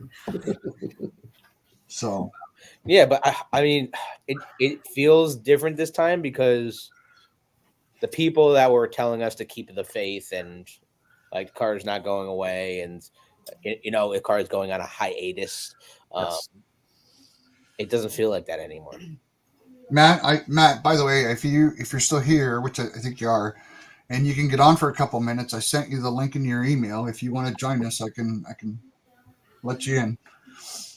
The difference, I think, is there was still people in the 4 walls of GM that gave a shit, and we're still fighting inside. Yeah. To be able to put a team together, and even kind of in the background, probably still talking about it when they weren't supposed to. I think I think you hit the head on the nail on the head with that. Like the fighters most of the fighters are gone. They're gone. They're guys. They're gone. They're just not in the company anymore. Yeah, they retired. Let's not kill them off. Yeah. They retired, and the guys, like Adam and some of the guys in motorsports, they're still trying to make a name for themselves. You know what I mean? They hadn't been with GM at 30 years at that point, and had a lot of pull. You know, like Alan Scott and you know, I can go on with a few other names, right? But those guys were, you know, those were the guys that made stuff happen. These guys that are still here do a fantastic job, and it's not to take away from them, but they're still trying to make their spot. The younger generation is scared to ruffle the feathers. It's going to take a lot of brake dust. Well, and they got great jobs, right? So, you know, if I was in their position, I don't know that I'd want to, you know, I don't know that I'd want to ruffle feathers. I mean, I've been known for ruffling feathers for years, but if I was them, I don't know that. I think I would do the same thing, to be honest. I mean, they have a fantastic job, right? So, Yep. Hey, they're able to work on the things that they love and they're passionate about. So, I mean, so Matt says he's in the car. 6 kids. crazy. Yeah, back in 2002, Scott was our biggest voice for the enthusiasts. Yeah. I mean, back then, there was no real social media, there was no Facebook, anything. It was forums, right? That's right. And Scott, for the longest time, like on CamaroZ28.com, he had to hide himself. He was Red Planet for the longest time. We heard this entire story. he couldn't risk, you know. And he had to be very careful. He had to be very careful what he said because he'd give himself away, right? I think a couple of you guys called him out and said, like, how the hell does this guy know so much? You know what I mean? I think it was you, Chris, or Jason. One of you guys called him out, I think, on Z28.com and said, how exactly is it that you know so much? Yeah, we had met Scott at a Camaro Superfest show, and we became fast friends, and you know, it went from there. And Scott was instrumental in getting the word out to all of the execs too. I mean, back in 1999, I think it was, or 2000, we started the Save the Fbody site, and we generated so many signatures. Scott went and printed it all out, and he said it was just immense. He dropped it on someone's desk and was like, this is how many people want the Camaro. He said he had 800 pages that he printed out. It went to the desk. We literally talked about this the other day. It was crazy. It went on a mail cart. Yeah. Yeah. That was impressive. So I don't know. But see, that passion was still within the four walls of GM, and most of so if this was instrumented, if they meant to do this and don't want the car to come back, they chose their timing perfectly because they made sure everybody was out of the company first. Yeah. They've left it so there aren't very many people left to fight for it. But it's like we always say on our feeds and stuff, that's why we're here. That's why Camaro Cave is here. That's why we do what we do, because we want to keep the car alive. That's why we exist. We want everybody to be showcased. We want everybody to share with everybody their stories. We want everybody to share with the younger generations. You know, I want my grandkids to be able to turn wrenches. I want them to be able to work on a gasoline engine car. So it sucks that they plug their phones in. I don't want to plug in their damn cars in too. You know, that's enough is enough. Yeah. And we always say on our feeds, what do I always say? I always say you can take Camaro away from us, GM, but you can't take us away from Camaro. So we will continue to keep the car alive, and all of us kinds of people will continue to keep the car alive. Yeah. So we will keep the faith, and eventually you will be forced to bring the car back out. Maybe it won't be exactly what we want, but at least somehow or another, if this whole electric thing fails, the car might have a chance to come back. And hopefully they'll bring a team of disciples back, and hopefully my big ass mouth will be one of them, and you know, we'll get to have a say in what the car is. And that's really what the fifth generation car was all about, right? Because there were so many years that the car was not around, and then you had 2006 when the concept car came out, and then the hiatus between 2006 and 2009 when nothing happened, and then the car came out in 2009 as a 2010. So there was what, that's 10 years before a new Camaro. Mhm. But during that time too, we get to start to know the team, the Camaro team. We got to know Al. We got to know John Fitzpatrick. We got to know Cheryl Pilcher, and of course Scott. And then it was all the little. I mean, this is the time after the car went away in 2002. Jason and I started the podcast to keep the faith, to keep people interested in the Camaro. And these are the things, the little tidbits that are coming out. And did you hear about this? And now they haven't. They're going to be showing it in Detroit, and then they haven't announced that they're going to build it. This is just a concept, and then they came out and said, yes, we are going to build it, and then it was like a whirlwind from there. And it was a very exciting time to watch the car from concept to production. I look forward to seeing that again. I hope it happens again. Certainly, we did it in whenever that was. Chris, I guess it was 03 or 04, 02. I mean, it wasn't 02. It was after the. I used to listen to your podcast all the time, Chris. Oh yeah, I loved it. It was awesome, but like it's people that like us that need to keep the brand going, because if there's no voices, then GM doesn't have to listen to anybody, and they can just build whatever they want. Right. Well, like I was saying, if we can do it in 03, 04, certainly we didn't have the resources then we have today. I think if the pressure's put on again, I think it could be reinvented sooner. How much sooner, I don't know. The good thing is, as long as they keep building the Cadillac on the Alpha, there's always hope. Right, because we'll still have a plant that we can, right. Be like, hey, you don't have to retool a plant. Right. And that's why Dodge has been able to do what they've done. And that's why they were able to offer those lease specials for like crazy $200 a month to get a Challenger. Right? Because they didn't have to retool their factory. They didn't have to move their factory. They didn't have to put a new platform out and hire new workers and go through all that. They built the same car for like 20 damn years. And they were making a ton of money. Yeah. Yeah. Car or boat? Yeah. But it's crazy when I think about where we are to where we're going to be, because we don't have the answers, and a new administration can come in and just say electric's done. Like I'm not paying you billions of dollars to build these cars anymore, and I'm not giving the infrastructure.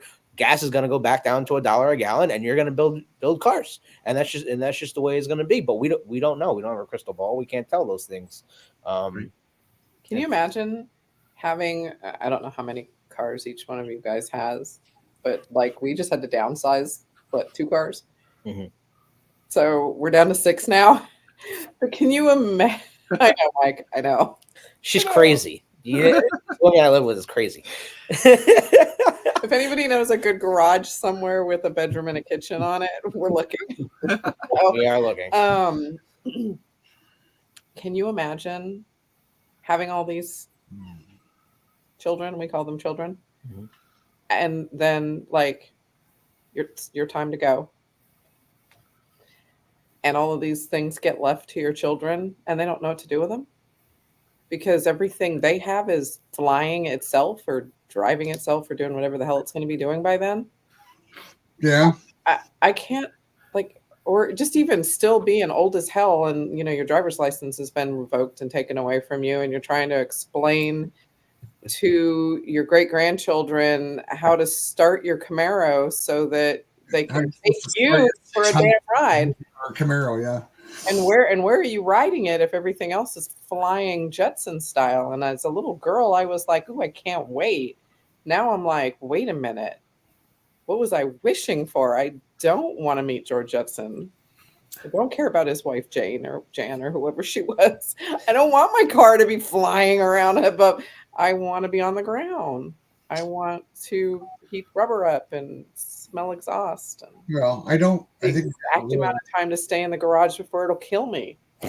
We have a long way before that comes, but yeah, I think this whole EV push is just a way to keep shareholders happy and keep the government happy, and because. But is it really? It's not. Really? They seem to think it is. All we're doing is destroying the infrastructure and shutting down our. California's losing their shit. Yeah. Well, I mean, you have a guy from California here with us, right? Who I was going to ask Matt about that because I can't imagine, how. Gas is like $7 a gallon out there. I don't know how they do it. I mean I couldn't live there. I don't know how anybody lives in California. Like, Yeah. how do you live? Like, how I much live money there. do you have to make to pay for $7 a gas, $7 a gallon, $6 a gallon of milk, and for all their little stupid government regulations that they have over Taxes. houses, Been their like that water, their I lived there for 23 years and it's been the same shit forever and ever and ever. It's just, the same shit, different day. But like seriously, it's like, you got to go get your gas on a day that like your name starts with a certain letter, or you can't use your electricity. Don't use your air conditioning because it'll shut the grid down. Okay, but plug your car in. Yeah, like that makes a lot of sense. Somebody help me understand that. Like, I mean, for the longest time, I claimed myself to be a California girl. I don't anymore, but because I've been away as long as I was there. But still, like, when does the madness end? Like, you can't have both. Yeah. You can't have both. Now, to answer Philip's question, like What's up, Ford showed us what the Mustang EV is. Now, we're not gonna like it if Camaro comes as an EV. As first of all, if Camaro comes back as an SUV EV, then we got problems. But the Mustang EV has sold a hell of a lot of vehicles. Oh my! They have sold over my 60,000 units this year, and that's a lot of vehicles to move.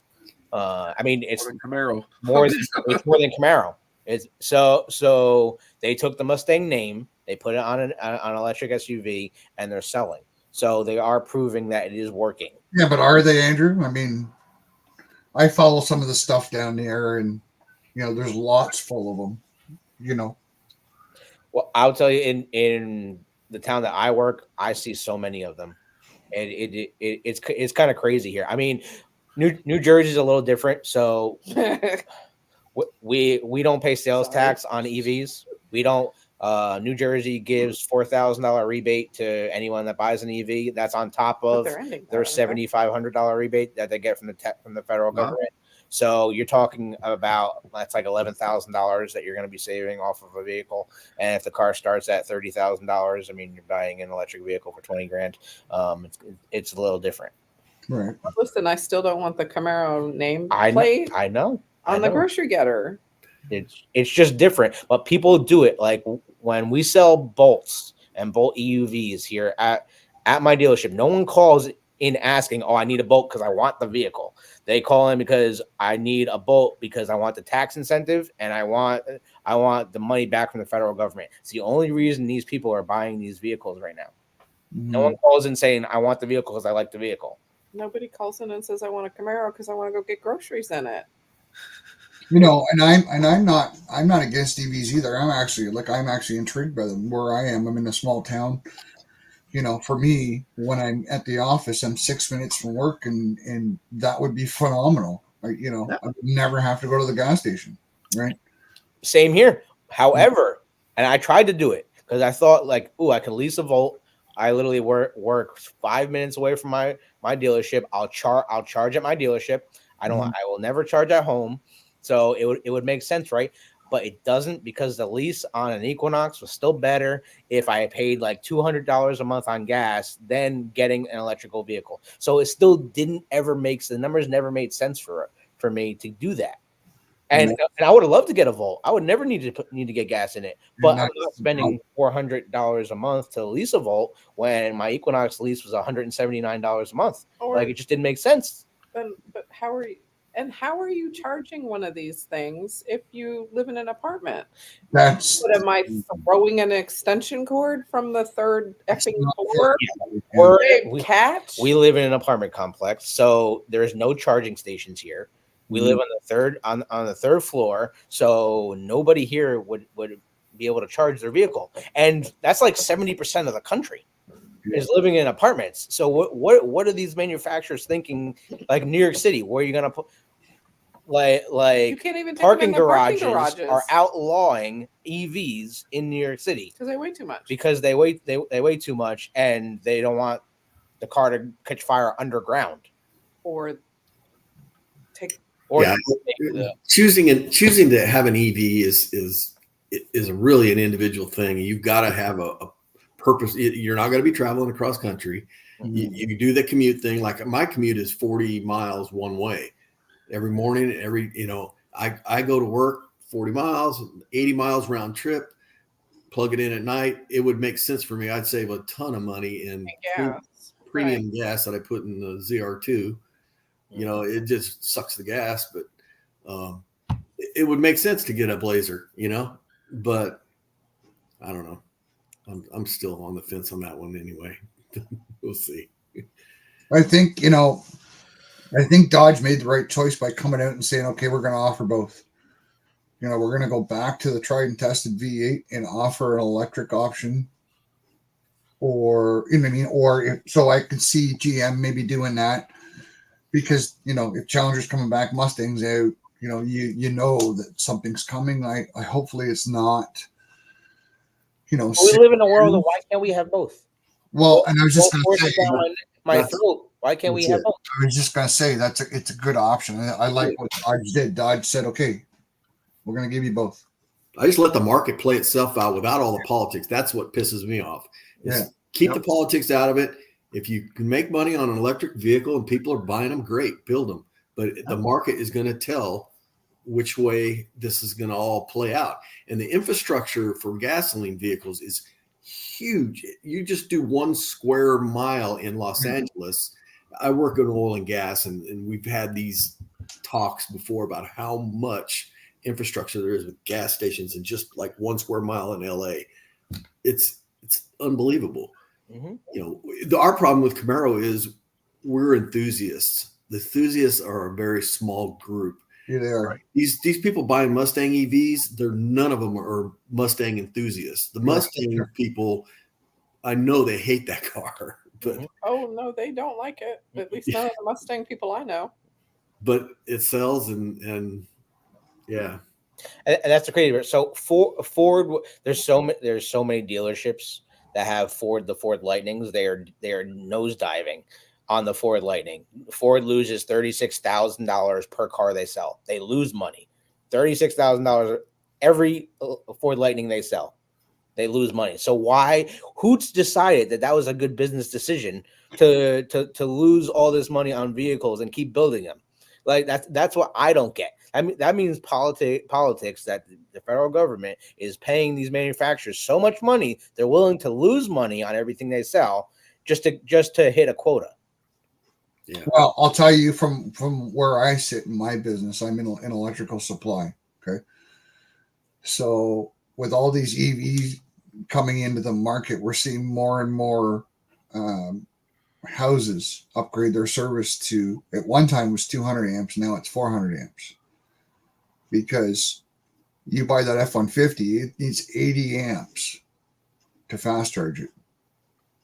Right? So, yes, you can, I'm trying to think of the YouTube channel that I watch. The Fastlane EV did one where they went to Alaska in one, and they tried to plug it into 115. Well, it took about 4 days to charge it on 115. You know what I mean? Because it's 15 amps, right? So that truck needs 80 amps to charge that huge battery. So now you're seeing all these services that need to be updated, which again is putting more strain on the grid, right? So I don't know. I think it's a great, I do like them. They need to come a long way more before they start catching on to any, because I think EV sales are probably, I think they're up to 8% now. They were 4 or 5, and now they went to 6, and I think there could be 7 or 8% now. So I don't know. I just say give people the option, and they'll make the decision for themselves. That's it. Oh, here's a good one. So Jay's just saying another problem. My house was built in 1994, 120 amp service. Yeah, well, we see it up here, Jay, where guys have 100 amp services, and they're going to either really big 200 amp services, or some of the bigger houses are going to 400 amps. So I don't know what other manufacturers do, but if you buy a EV from a GM dealership, they actually pay to get your service upgraded so that you can charge it for free. Do they? I thought they just installed the charger. I don't think they pay to have the services upgrade because that could be a big expense going from 100 to 200. So when I got my Volt back in 2012, that came with, so they installed a 220 amp circuit in my garage. Yeah, they'll install a circuit for the charger, yeah. With the charge point charger, and put a separate meter on my house too. Mm-hmm. So it was a separate charge just for electric. Yep. That's cool. Yeah, they're paying to do that. And GM paid for everything. Yep. Oh, okay. When I got the Hummer, they sent the whole charging unit, but I had to pay to get it installed. Oh, really? Yeah. They sent the whole thing in a box, and I never installed it. And contractors that you can get a hold of, their preferred ones or whatever. Yeah, they prefer. So what happens at the dealership when someone buys a Bolt or Bolt EV? We have to go into the back end of General Motors and send a company, one of the local companies that GM works with, all the customers' information for them to get in contact with the customer to install their charging station. Okay, so I got a couple more questions left, and then we could pack her up because I don't want to keep you guys all night. But what's the next month look like? Are we seeing more? Like, I know they're pumping them out down there in Michigan, but is things going to go as scheduled? Is there any closing ceremony stuff, or are they just going to hang the banner like they did the last couple generations? And I haven't heard anything. That is a good question. Yeah, we've been emailing, trying to find out, and no one will even get back to us. We were talking about that when you were swapping computers. Oh, okay. Yeah, it's crazy. We would love to know. We will pay on our own dime to go there and be at Lansing for this thing to go away, because there's so many people that want to see this. This isn't just a car going away anymore. This is a lifestyle that's basically getting killed. Mm-hmm. Oh, that's a great question, Jay. Sorry. Yeah, we know a little bit about ZL on one of I these. was gonna say, if you guys can look after this one, because I kind of rely on you guys, and by the time I get my info from my GM guys, you guys already have it. So I never thought there wasn't going to be any ZL on one of these. I knew that GM had to get past the collector's edition first before they could build any ZL on one of these, because the collector's edition takes the ZL1 carbon fiber wing. It takes the ZL1 1LE front grille and front splitter, and GM is running out of parts. So the end of production was going to be the ZL1 1LEs. So far in our system, we did a video on this. GM had 26 ZL1 1LEs in stock for stock units, headed to dealerships. Now we posted a video every single dealership, every single one where it was going, and down to the colors, down to everything. I even gave out all the dealerships information on every single car. So most of them have been already sold. Now that, unfortunately, I'm not able to see ones that were marked sold by the dealerships. I could only see stock inventory going to dealerships. So there is going to be more than 26. I think it's going to be a little over 30 personally, but we know for a fact there was 26 going for stock inventory all around the country. So were these not previously allocated to customer orders? No. So the only way you got a dealership got a ZL1 1LE was based on previous year sales. So, for example, I had 2 customers at my dealership that ordered ZL1 1LEs a year and a half ago. And unfortunately, next month we're going to have to tell them that they're not going to get it. My dealership told me on Monday that this was the last ZL1 that they will sell. I mean, that was their last one. Because you can track them on the building price. Yeah. While the 23 tab's still there, because in our November news I put it up. Now, I mean, obviously Andrew, because Andrew works at a dealer, he would have more access to it than I would. But you can track it in the building price, because technically they're 23s converted to 24s, are they not, Andrew? No, it's completely separate. So what happens if you ordered a 2023 Camaro ZL1 1LE, and that dealership did not push your order over to a 24, your order was never going to be accepted. So right, the dealership doesn't lose the allocation for it. What people don't realize is if your dealership currently right now has a 23 sitting on your lot, that is holding you back from getting a 24 ever. So it goes by previous year sales. So the longer you hold on to a car, the more it hurts you from getting another car. Because of COVID, basically GM wanted to benefit those dealers that were selling cars, and those dealers that weren't going to get one. So like my owner has 5 Chevy stores. They're all within 15 minutes of each other, up here in New Jersey. And my dealership was the only one to get an SS Panther. So surely, I mean, so that black V6 I did, it was ordered in March, and they just got it. So surely there's ZL1 1LEs that were on constraint that will still be showing up as 23s. What do you think, Mike, Chris? I'm building one right now.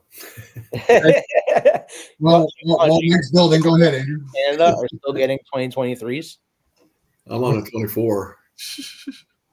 I'm on the supplier pricing site. So were they reducing the price at all with the convertible ZL1 1LE Panthers? No, because of the rear wing spoiler. Because no, they're more. They're more. Okay. Yeah. I kind of caught on to that, and I was like, wait a minute, it's still the same. Yep. Mm-hmm. So if you got a convertible, you actually get less content than if you got a coupe, and you're paying more money because it's a convertible. Right. You don't get the spoiler. I think that's probably why we're getting more ZL1 1LEs. I think Matt pointed that out in one of his videos about, some of the stuff that Andrew and I covered, right? Where, you get the convertible on the hardtop, and yet the convertible doesn't get the high-rise spoiler, right? Right. So, it physically can't. Right. You wouldn't be able to put the top up and down. Right. Yeah. I mean, makes sense, but yeah, you should get a discount because top's overrated. Content. Right, because that's an expensive piece, correct? It's $5,000 for a wing. Top's overrated. Just leave it. I love my convertible. Just leave it in the trunk and park it in the garage. I think if I'd had a choice, I would have gone with a convertible. Really, over the coupe? I've never had a convertible, so it would have been kind of cool. Okay. All right. And I got to tell you, oh man, I'm telling you, it sucks getting old. So it wasn't. I don't think it was our 10th show. It was the second weekend show that we did when Scott brought that. Nice, Richard. Congrats, by the way. Got a Panther coming in. When Scott brought that ZL1 convertible, it was the first in Canada that anybody put their eyes on it, and we took that thing for a rip. And I'll tell you, it just going back to what Mike said, like it was crazy fast for being a convertible, right? Just you expect the coupe to have a hard, crazy. What's so cool between the coupe and the convertible is you have the same exact body lines, and Al and his team really worked hard to make that achievable, which people don't even realize that. But you can look at both cars side by side; they have the same body line. Yeah, like Richard said, they wanted to mark it as sold. That was one of the things they did with mine like a month ago. I had to go back and get new plates because they said, "Oh, we have the date like a month ago," because there were so many people from around the country calling about the car. and so they had to market it sold to Yep. kind of keep the phone calls down, I guess. But they said, "Oh, your plate has got the wrong date on it. We got to come back and sign the paperwork again the next day." Well, and that's what plays such a big role in getting cars, because if I mean, during COVID, my dealership would have 350 new cars. We literally got down to 2 new vehicles in stock during COVID. So it's like, well, how do you keep people employed when you got nothing to sell? First of all, and then you have to sell something in order to get it. So they're playing the allocation game where you have to, in order to get car, you have to sell a car. And it was just the plus and minus game. So if you're not selling any Camaros, why should I grant you a ZL1 108, or why should I grant you a ZL1 Panther Edition when you don't sell Camaros? And I mean, that actually went back to a whole story Scott told when we were with him, of like when the car was going away in 2002. And a dealership called him up saying, "Mr. Stottlemyre, you need to get me one of these cars." And he's like, "You sold 10 Camaros in 2 years. You are not getting anything." I was just like crazy stories like that. But I mean, if you look at the numbers, like your dealership, Mike, I'm sure they sell a hell of a lot of Camaros in They Texas, do. because there's certain areas of the country that are going to sell more than others. It's just you're not in Minnesota. You're not going to be selling a whole bunch of Camaros when in the cold. Nope. Well, and if you live in the middle of Truckland, USA, Oklahoma, Texas, Kansas, where everybody lives out in the middle of bum F nowhere on farms, there aren't very many of the Camaros and Corvettes and stuff like they sell trucks. Yeah, like Dakota and all those northern border states. Yeah, I know Chris did the Find New Roads tour when we got to drive the 6 gens before they came out, and I flew to Bozeman, Montana, and I had to drive from Bozeman to Seattle. And we were going through towns. We're like, "Oh, let's find the Chevy dealership and pull in here with this new Camaro," And we'd pull in there, and they couldn't give two. They didn't care about the Camaro. It was like, we sell trucks up here, 100%. We pulled in a lifted truck with a bunch of crap on it. You couldn't have gotten them off your truck. You'd have been pulling away with dudes hanging off the tail. And that's the problem like I have up here. So the small town that I live in, they have like a big lot, and then they have another sublot full of trucks. So the dealer, my local dealer, doesn't get a lot of Camaro allocated. They sell Camaros, but they probably sell 40 trucks to one Camaro. Exactly. Right. Well, north, and this is truck country, right? So the dealership closest to me actually is 5 miles down the road. They mark up their Camaros like crazy, and they did not get a Panther. I stopped buying from them a long time ago because of that. Every time I went there to do anything, it was just crazy. And now, see, because they did that, the car sat on the lot, and they didn't get another allocation because they wanted to make more money. But they have a lot full of those work trucks you were talking about, the EV Silverados. Yep. They can't get rid of them. They literally, and the worst part is dealerships don't want to sell them because they're not making any money on them. So there's no difference between MSRP and invoice and what GM sells the car to the dealership for. There's no markup in the car at all, zero, not $1. So when the dealership actually sells the car, the salesperson gets a flat, and they're not getting anything. They're just getting the flat from the dealership of what according to their pay plan, because there's no markup in the vehicle. So why should the dealership want to sell that kind of car? What's the incentive for the dealership to sell one of those? Mm-hmm. So there's a good topic that we can cover quick. I mean, thank you guys for sticking with us and whatnot. But I think this is a topic that we should cover, and that I would appreciate your guys' feedback.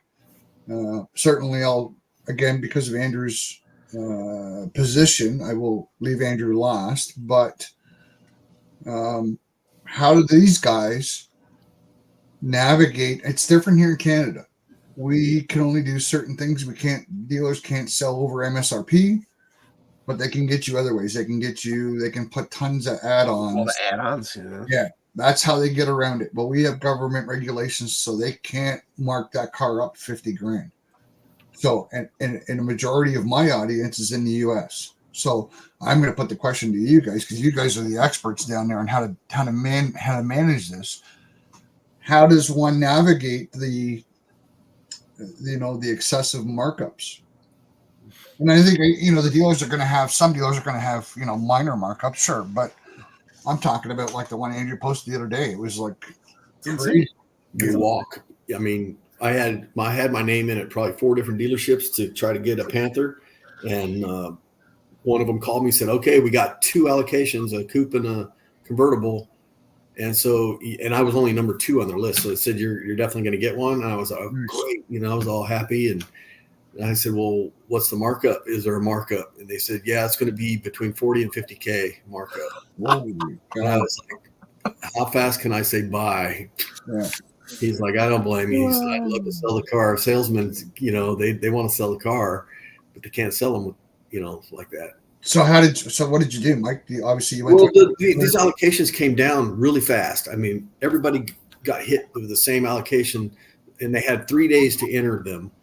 The dealership where I deal with all the time, and I have a good buddy who's a salesman, he called me up, "Hey man, we got a Panther." I said, "You guys are always over MSRP. I'm not doing that." He goes, no. He goes, "My boss is gone right now." And he goes, I'm in the system. I got to put this order in or we're going to lose it. And nice. Okay, I'm your guy then. So we got it in, and that's kind of the way that went. But there was a couple others that I was trying to, one of them, they wouldn't tell me whether they got a car or not. Just tell me yes or no. Did you get an allocation for one? And they never did. I found out later that they did. And I was pissed. I said, okay, forget it. I just bought my ZR2 truck from them. So I thought, I'll go back. And I had a good experience with them. And I thought I'll go back and use the guy again. But he wouldn't tell me one way or the other. I don't know. I said, if you guys got it, somebody wants it and they're spoken for, don't worry. Just tell me, yes or no. And I never got an answer out of them. So I said, all right, fine. Lost a customer. As far as markups go, that's just like the EV thing. It's supply and demand. They're trying to make a buck. I think the add-ons tick me off more than anything because that's such a big ripoff. I think, like Mike said, a good relationship with a dealership, I think, is the best. I mean, back when the Camaro came back with the 5th gen, I mean, it was insane too. I remember we started this Refuse Camaro Markups page.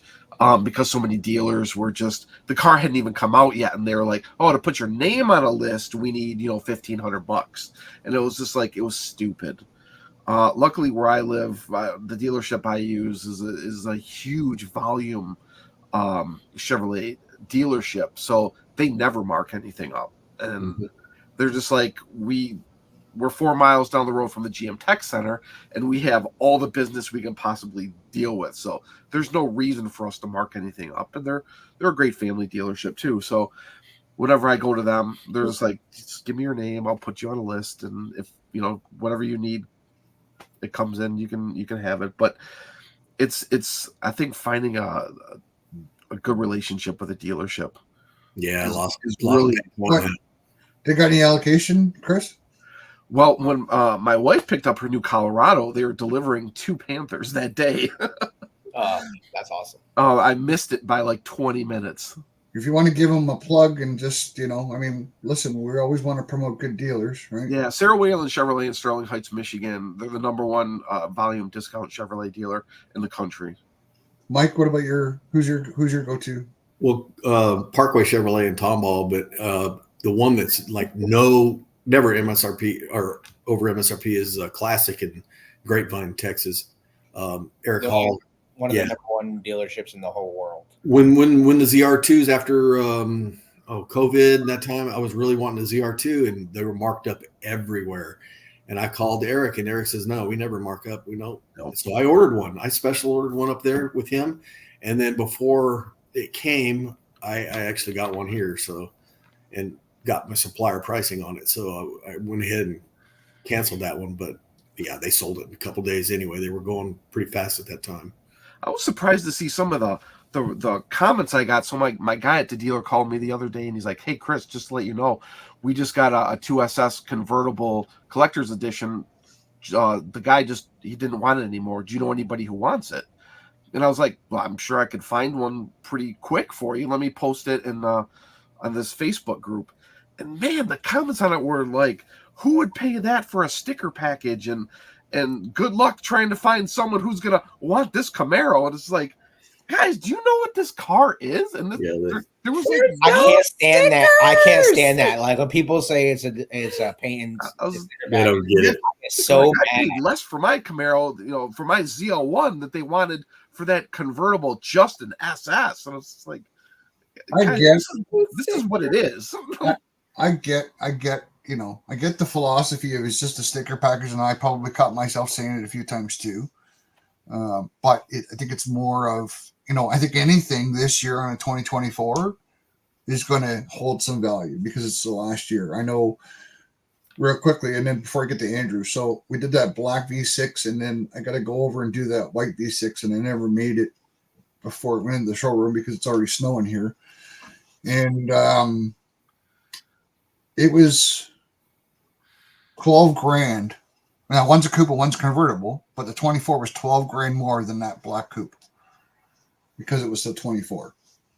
And it's just regular V6, not collector's edition or nothing. So how many times did the price go up from 23 to 24? Yeah. The price increase went up for what was it, $2,500 for just 23 model year to 24 model year, and now the ZL1 went up $4,300 between 23 and 24. Just to kind of give you guys a little reference to that. Okay, so go ahead, Andrew, and Tony. You guys, what do you recommend? And I mean, Andrew, you work at a dealer, right? So self plug certainly for your employer, and we like Schumacher. We like Schumacher. They pay my bills. But Schumacher Chevrolet of Denville is where I work. And they have five Chevy stores. Great family. They've been doing it for over 90 years. So they're a great group of people. And they didn't mark up either one. And we didn't. All the Panthers we're getting, we're Schwalm getting 2. And I actually sold them. Sorry, we're getting 3 Camaro 2024s. One of them's ours. And the other 2 we sold to subscribers. MSRP, no markups whatsoever. So that was really cool. One of them is a Panther 3LT. That's supposed to be coming in next week. And that car is $52,000 for a V6 3LT Panther edition. So kind of crazy because you're already in the $50,000 mark. Which is $80,000 in Canada, just FYI. And no GM employee discount for 24 either. I know. My manager came to my desk like as soon as they announced the 24 cars. It was like, man, you're gonna be a little disappointed. Like they're not doing employee pricing for 24s. I'm like, what? So not only is the car more expensive, but my 2016 was $49,000 MSRP'd, and then the one that we're gonna get here in 2.5 weeks, it's supposed to arrive. It just hit my dealer website actually today. And that one's $61,910. So it's just I'm paying $13,000 for almost the same car 8 years later. It is inflation, but it's them making money on being in the final year, and the collector's edition package, which is a $6,000 package on the SS car, and then it's a $5,000 package on the LT car. So you are getting a lot of content. It's not just a sticker package. There's actually there's no stickers on the car. You get a vinyl stripe down the whole car, and people think there's like a little Panther, which this is the Panther. There's a cutout of the Panther, which is the paint on the wing. It's a cutout of the paint on the wing, and it's the shape of a Panther. So it's really cool. Mike can attest to this. It's pretty badass on his ZL1 One Elite wing. But it's the paint. First of all, if you go back to look at when these floor mats, the floor mats is a first. This has never been done before in the industry. GM, when they did the collector's edition floor mats, it is aluminum. The badging on the floor mat is aluminum. So it's kind of crazy, and hopefully one day we'll be able to talk more about why certain things happened and costs of certain things. But I mean, they've never done a floor mat with a badge actually in the floor mat. It's only just been like, oh, here's your embroidered. No, I don't know about that, Chris. I'm sure Chris and I could dig one up, couldn't we, Chris? Yeah. Yeah, it's kind of crazy, like where they're going to, what they've been able to do with no money, because the Camaro team, like you guys have said, has been gone since what, 2019. So who's made the decisions and who is pulling the strings in order to get things done when their GM hasn't supplied the funds in order to make anything new? Who, like, because let's be realistic, the Panther edition or collector's edition or what people call it, this wasn't like, oh, it's just coming out. They thought this years and years in advance, right? Like, this was planned out a long time ago of what was going to be done. So all this was known ahead of time, and Mike can attest to, like, that paint, as that paint on his car is pretty amazing. Crazy. It's not a wrap. All right. It's like every single angle you see that car, when we saw it at the Detroit Auto Show, was insane. And people will just see a picture because it's very hard to photograph the car. Both of them, both cars, because they're both different.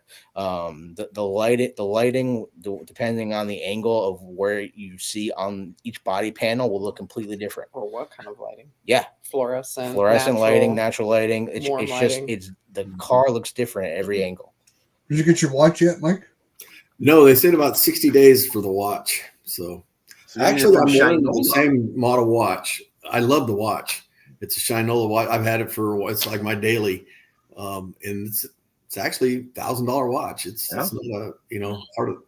They're not and the watches are going to be numbered as well. Yep. It's got to match your Richie. Yeah, it's gonna match your floor, your what do you call it, badging on your steering wheel. Yeah, and that's something they tried to do for Adam. I know tried to do it with the pace cars when the 2010 pace cars come out. And there was only 200 of them. They had numbers on some of those side badging, and they were going to number all the cars. And somebody decided, nope, we're not going to number them because we don't want people fighting for number one and blah, blah, blah. So they didn't number them. You know, we all enthusiasts all like numbered cars. When we got our 2010s, everybody knew what number they were because they came off sequentially. When the ZL1s came out, they were sequentially numbered, and you had numbered ZL1s on your VIN. And once we went to Lansing, they couldn't do that anymore because they're all mixed in with Cadillacs. Yep. So this was a pretty cool thing that they did, the 350 at least, and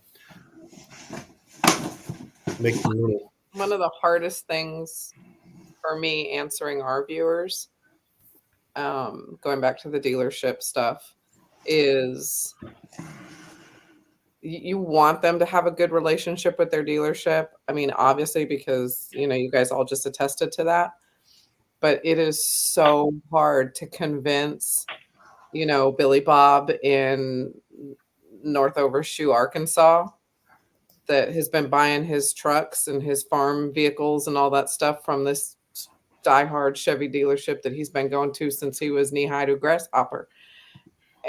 And now he wants this Camaro. And he went and asked his diehard, and he's like, all right, I got you down on the list, and we'll call you as soon as it comes in. And we can't get Billy Bob to go anywhere else.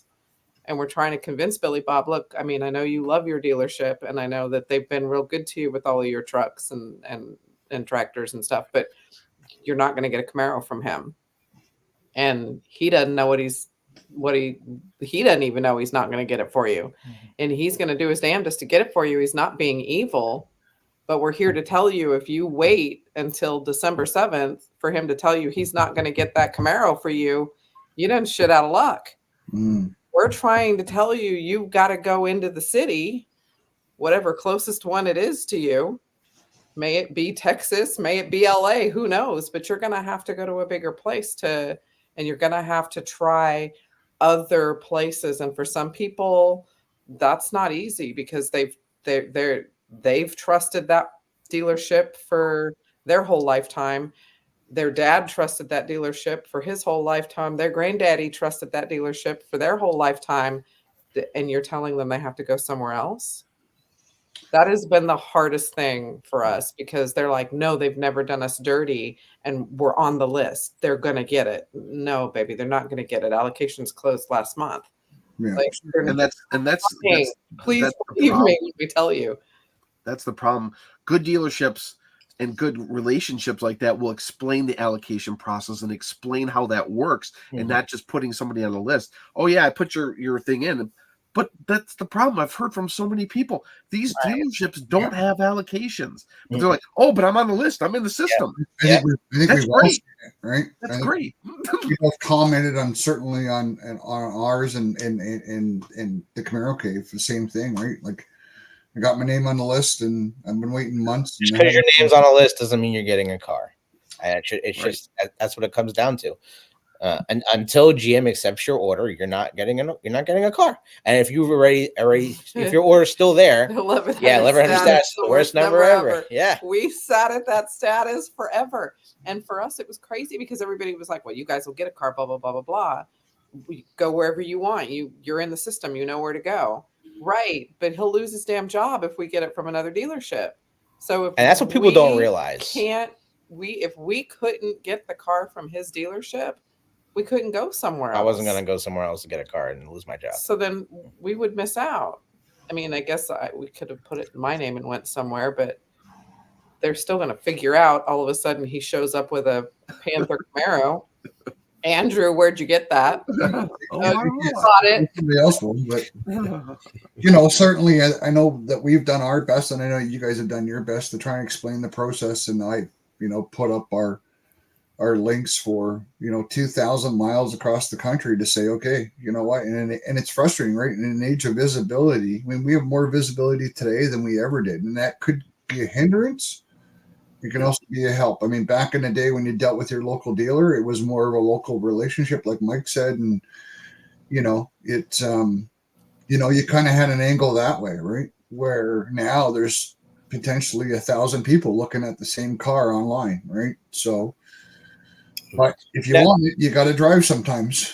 You have to go travel to get these cars, and we've helped so many people find cars, and we don't mind helping people find cars because that's what it's about. But we've helped so many of our watchers, subscribers get vehicles that they wanted, and that's why we decided to we should have started this Camaro Cave a long time ago. So once Becky, rest in peace, left, there was a void.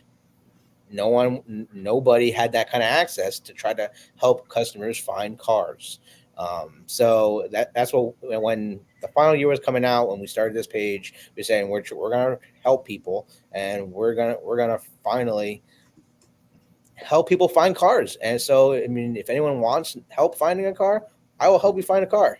I'm not asking for you anything. You don't need to pay me anything. I will help you find a car, because we're just diehard Camaro people, and the people that should get the car are the people that want the car. And that'll come full circle for you, and you'll get sales out of that, just like Becky and Joe did. When Becky passed, Joe was still delivering cars for her down in. He had to drive all the way to Louisiana for one to drop off a car. I mean, they were selling a lot of cars over online.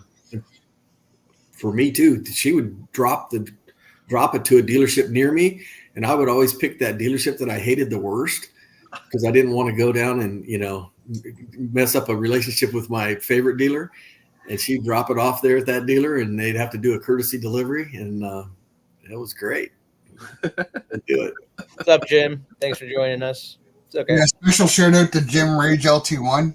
Jim is apparently the new master of making phenomenal shorts. I must have watched Jim's short, that Star Wars one that he did. I must have watched it 50 times. I was like, damn, that was done well.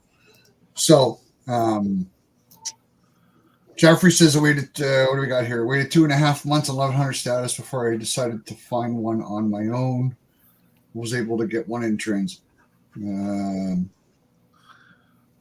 I can help you, man. Like, yeah, what's about? That's what we're here for, right? So, I'm glad it worked out for you. I mean, now, granted, this is the lowest number of cars for the 6th generation that's going to get built, right?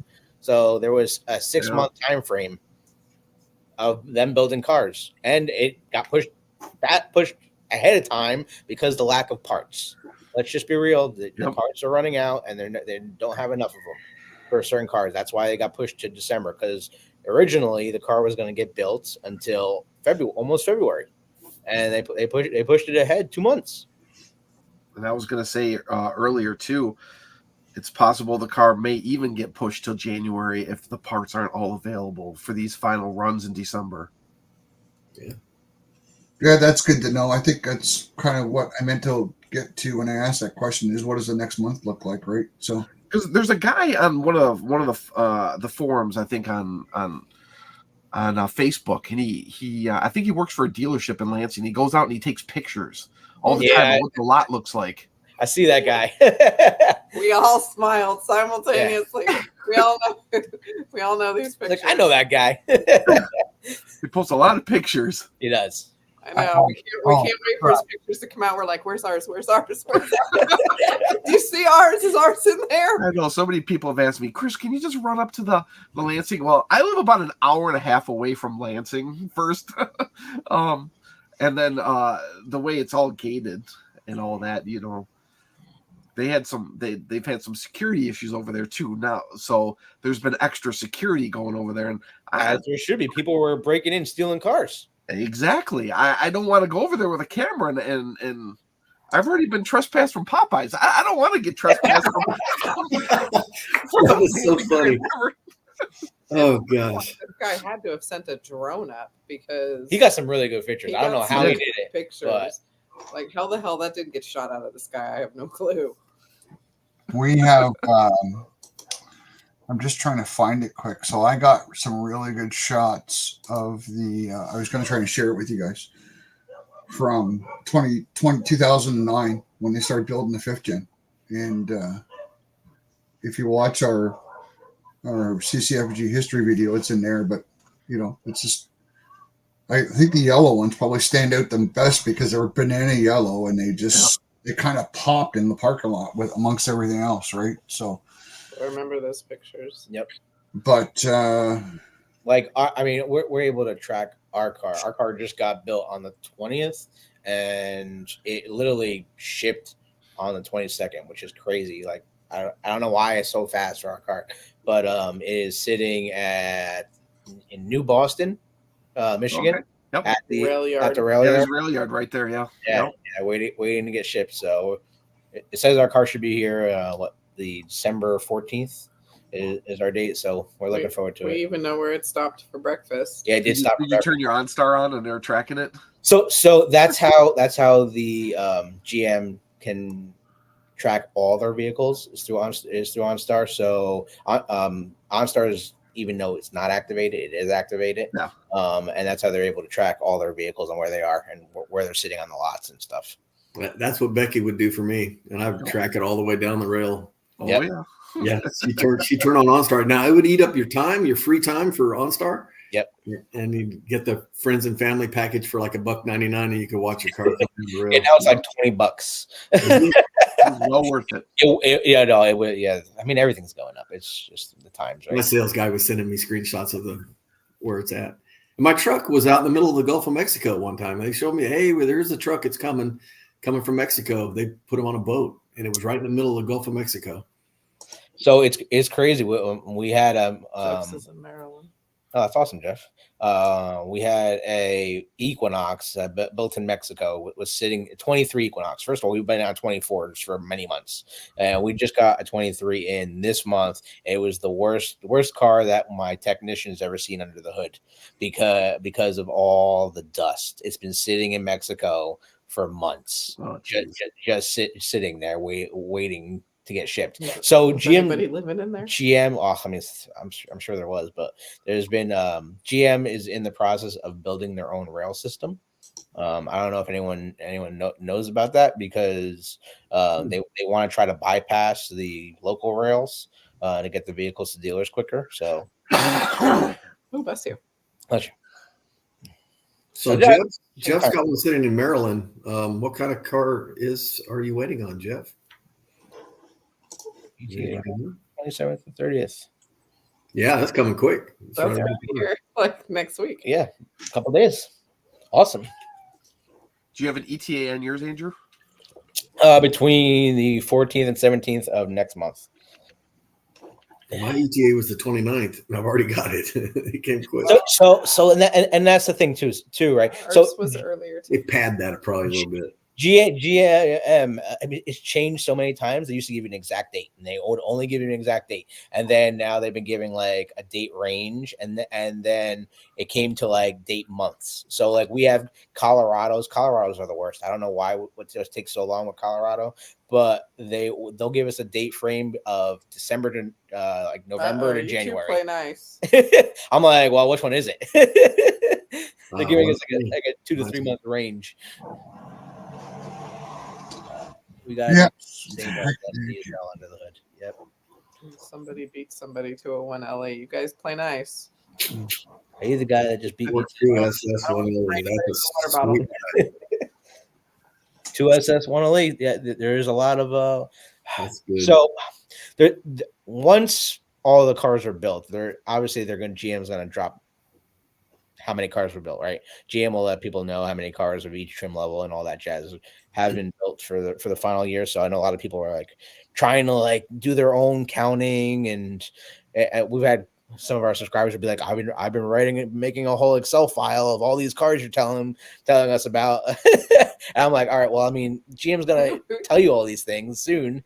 I know you want to like get them faster, but I made the dumbass comment. Nobody wants to hear these numbers. People are very analytical. Did our email blow up? Trust me, I do. I've done those lists on Camaro 5 forever, and Scott used to be so great to provide me with all the information. And then Jim Callahar took it over for Scott, and then Jim Callahar retired. Yeah. And I just finally gave up. I mean, people hit me up all the time. You know, how many colors did they make on this year and that year? And I'm just, hey, you guys, everybody's kind of finding their own little resources now. So every time I do find somebody comes up with a list, I do add it and keep it up on Camaro 5, 6. But that's awesome, man. You've been doing that for a long time, so we thank you for all you've done. Yeah, that sticky's been there in the different sections for a while, and they're good to reference. You know, just absolutely. Reference. Chris, how long have you been with Muscle Car and Trucks? So me and Jason Dubler and Manny Kataka started that site in 2019.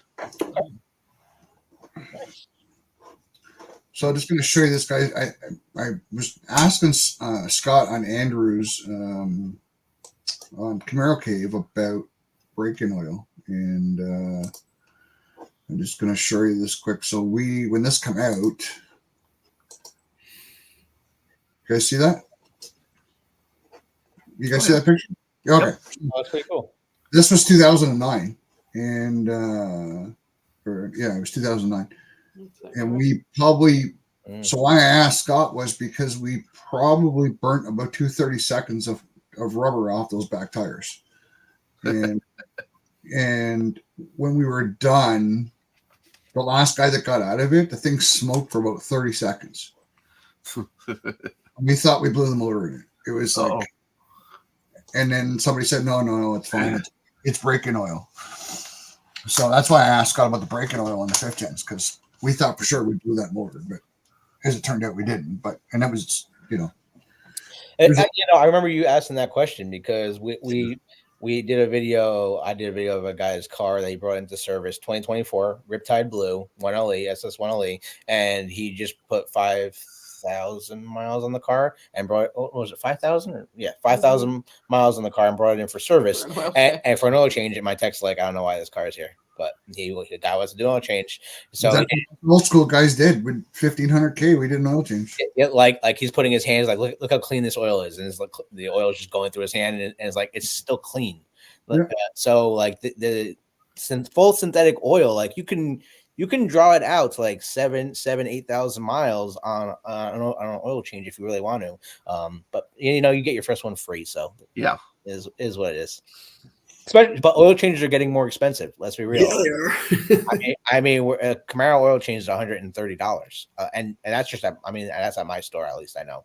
So it's different everywhere. I believe it. Yeah, I believe it. I think the F-150. If I take it to the dealer, I think it costs about $165. Wow. Oh, $10 a quart. It's 7.3 liters. All right. So see now what the thing that people are like, oh, my car's a V8. It only takes 8 quarts. That is not true. The Camaros take 10 quarts of oil. People don't realize that the V8 engine takes 10 quarts of oil. So even your car, Mike, is 10 quarts. It's not 8 quarts on the V8. So you are getting more oil than you think. And for you 15 guys, I'm sure you guys. I would think Mike and Chris would have this book, right? Yep. Absolutely. I do not. If you want to send me one, I mean, that'd be great. This thing's full of signatures, but maybe in that book. I think you probably are, just to be honest. I think you probably are. But I mean, for me, it was the 5th gen, and but certainly the 6th gen has its spot now, and what it means to a lot of people, right? It's just too bad it didn't get, really what it deserved, right?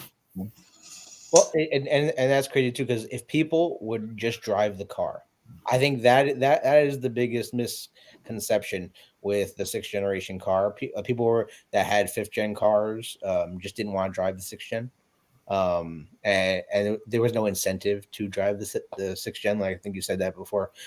So if you drove it, you would see a huge difference between the two cars. Because when I drive my 2016 and then we go back to our 2010s, I mean, first of all, we're going from electric steering to hydraulic steering. So like I can turn my 16 with my pinky, my steering wheel with my pinky, but like on my 2010, it takes some force to turn the wheel. So it's just a big difference, and it just feels so much heavier. You can feel the weight of the car difference, and that's a big advantage. It took some getting used to, but I finally was like, okay, the 6th gen's okay. Where I noticed it, and I've never owned a 4th gen. Right here, but the 4th gen's probably going to be my next project. But going from a 4th gen, which is what I was heavily involved in with Chris and those guys, and Mike, and that was going from the 4th to the 5th. Just how much difference, the traction control was, and I mean, you could literally break an ankle with that 4th gen traction control. You know what I mean? That's why most guys turned it off. I mean, because it was more fun to turn off. But if you forgot, and you'd literally almost break your ankle, right? So just going from that technology to the new technology in the 5th was phenomenal, and then going into the 6th, like you said, right? So yeah, I mean, night and day for all the nannies, man. There was a huge difference, yeah. The magnetic ride control alone. There's a lot of people that don't even have a clue what it's doing. They're driving on the street, but that was the biggest difference for me, is going from a 2012 ZL1 on the track, and I was just getting into road track, and the 1LEs were starting to come out, and then go to a 6th gen on the track. It was night and day. And then knowing and learning those PTM modes 1 through 5. I always start off in Sport 2, drop it to Sport 1 when the tires start getting hotter, and then at the end of the day, I'm in race. But there's distinct differences that nobody really even feels. You don't feel that on the street. You can say, "Oh yeah, I can feel it and see the pants," but no, not really. I mean, you get on the track and and that's where that 10-speed transmissions. People don't know about that either on the track. The second production 10-speed transmission for both Ford and Chevy, that was my car. I got the second one off the line. It was the second production 10-speed, and that thing shifted like it was just unbelievable when it got into performance shift mode. And the ZL1 has a 10L90 versus the 10L80 in the SS, but that thing downshifted so hard and so fast. So many shifts, going into corners on the road track at NCM and riding with Becky. There's a great video out there of her and I.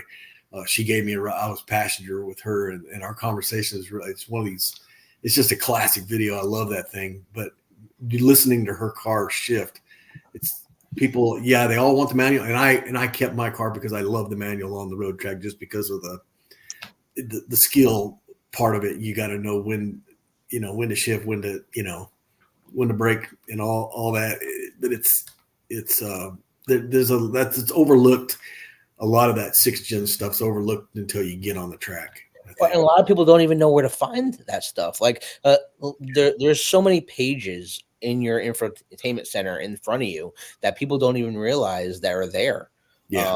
They just get in the car and drive. I had to do videos to show people how to get into line lock mode. Yeah.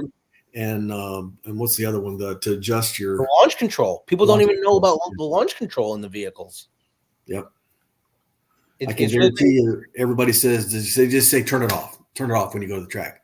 If you're on a poorly prepped track and you go out there the first time, if you run launch control, you're going to run your best time.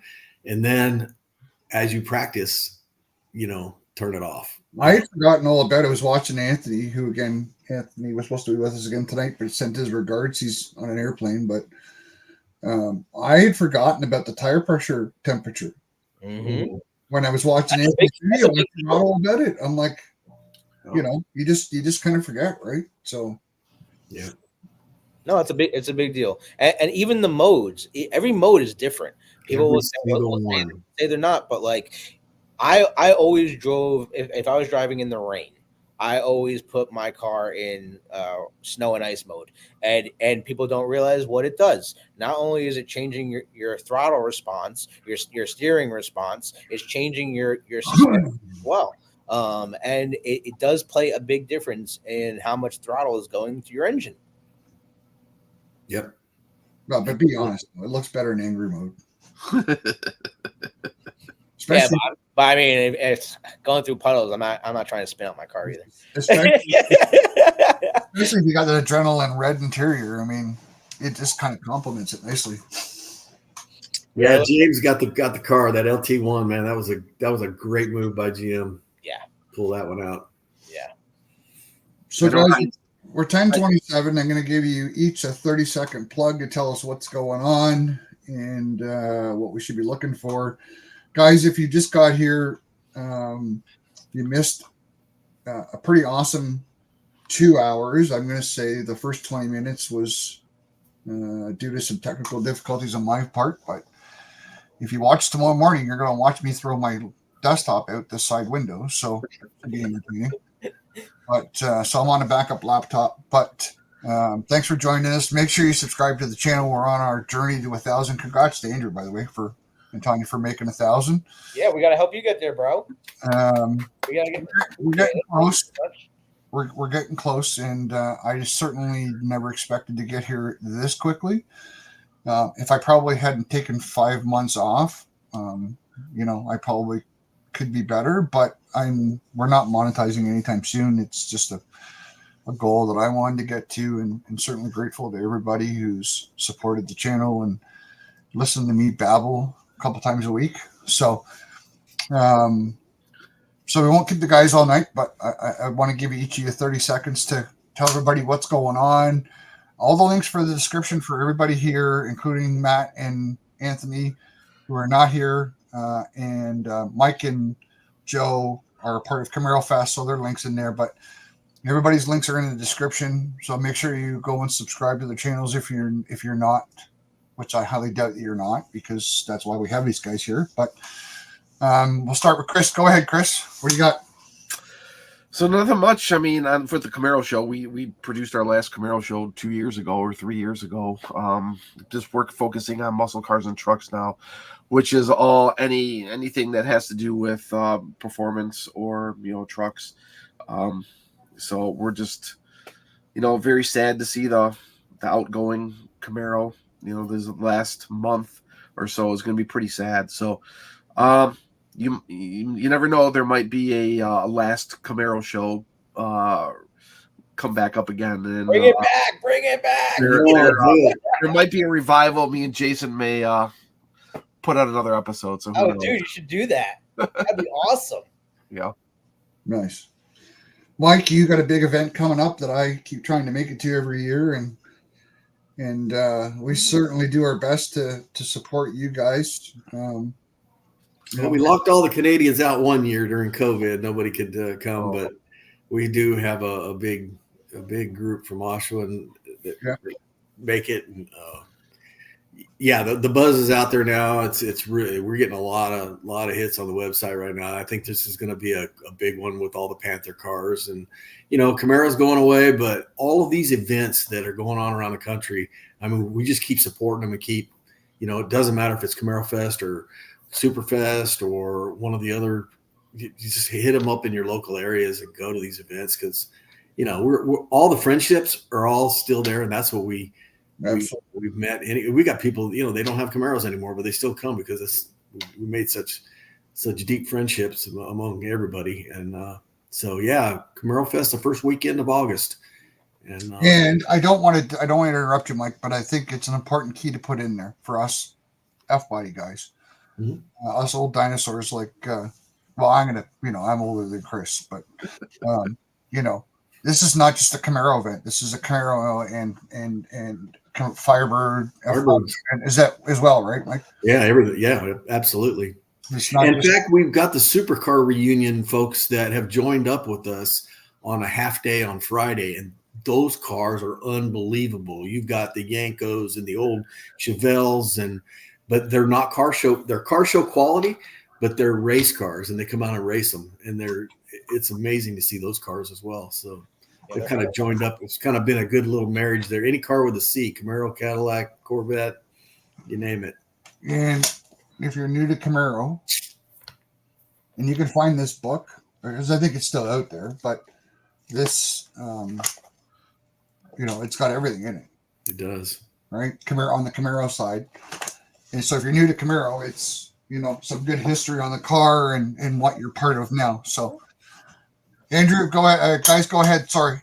Thanks, Mike. What's the name of that book? Because, I mean, we're pretty crazy, and I've never seen that book. You don't have this book, buddy? No. Oh, that's it. You need to go. I mean, I thought you were diehard like the rest of us. Apparently not. What the hell? I mean, I don't know. We only got enough stuff on the wall. No, I know. We're just like a box. So it's 5 generations of performance. Yeah. Darren Hallstrom. I think they're on Amazon. I think I see them on Amazon. I'm searching my Amazon right now. Yeah, I was like, catching me again. You keep showing this book. I'm like, I've never seen that book before. Yep. Has it ever had a different cover? I got lots of them, buddy. Oh, yeah, there's that one too. Yep, I got that one too. Oh, We have a whole box. there's another one too. There's a 50 one as well. Is it 50th anniversary one? Yeah. You got that one?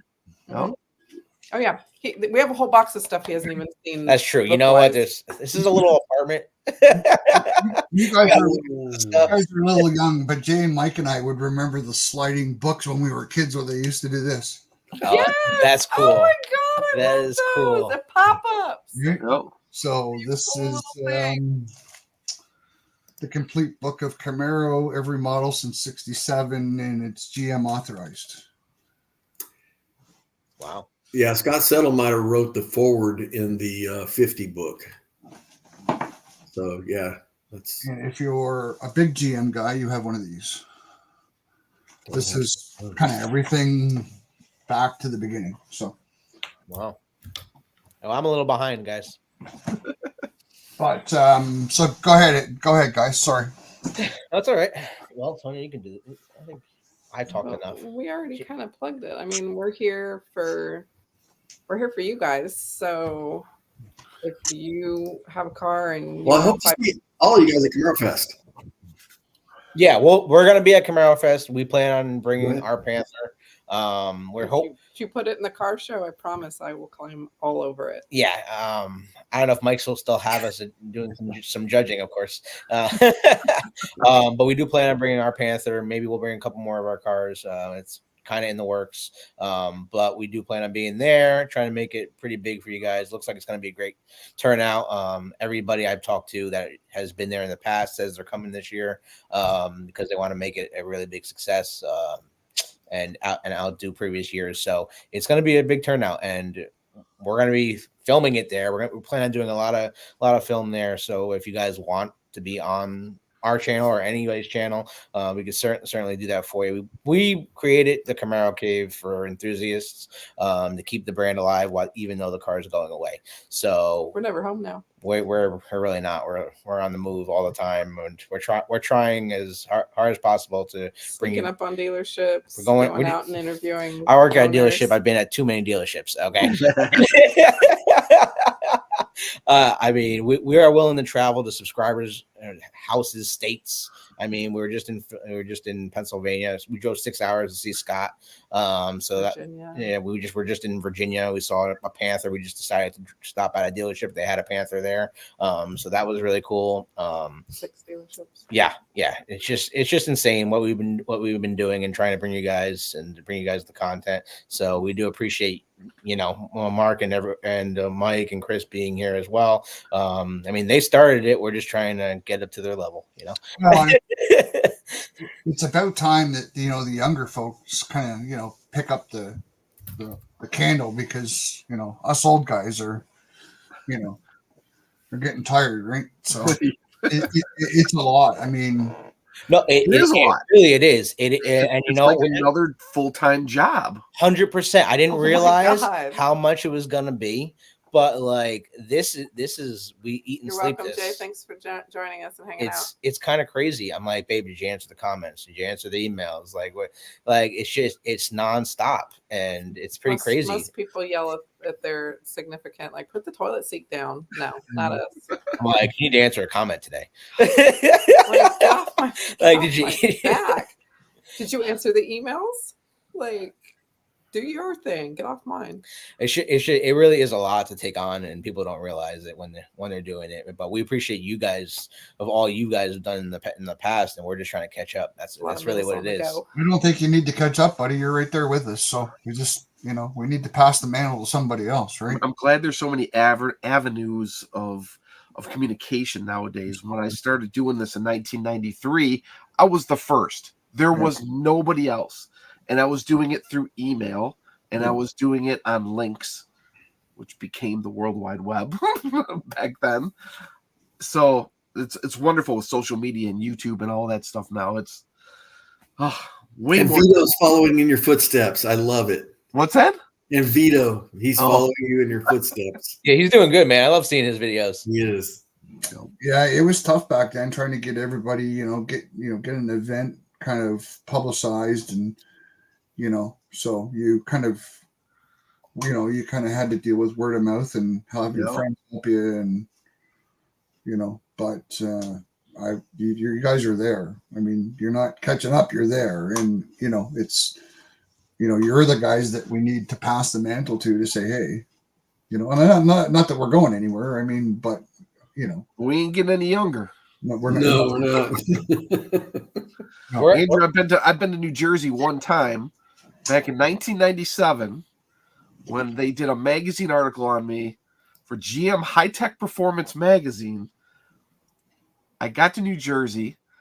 I had to put gas in my car, and I got screamed at because I put gas in my own car. Mm-hmm. Oh, when she moved here almost 3 years ago now, she almost got in a fight with a guy. While I was going to jail, he was like, babe, you can't put gas in your car.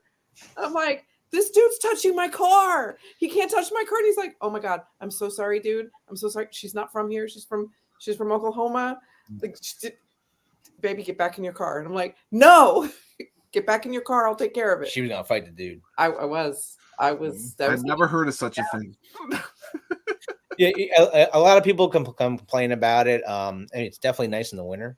I bet. Or when it's raining. When it's raining. But I always try to tell people, like, it employs 60,000 workers throughout the whole state. So it's kind of a nice thing that way. And they get paid pretty well. That's cool. Yeah. They do. They make like $16 to $18 an hour.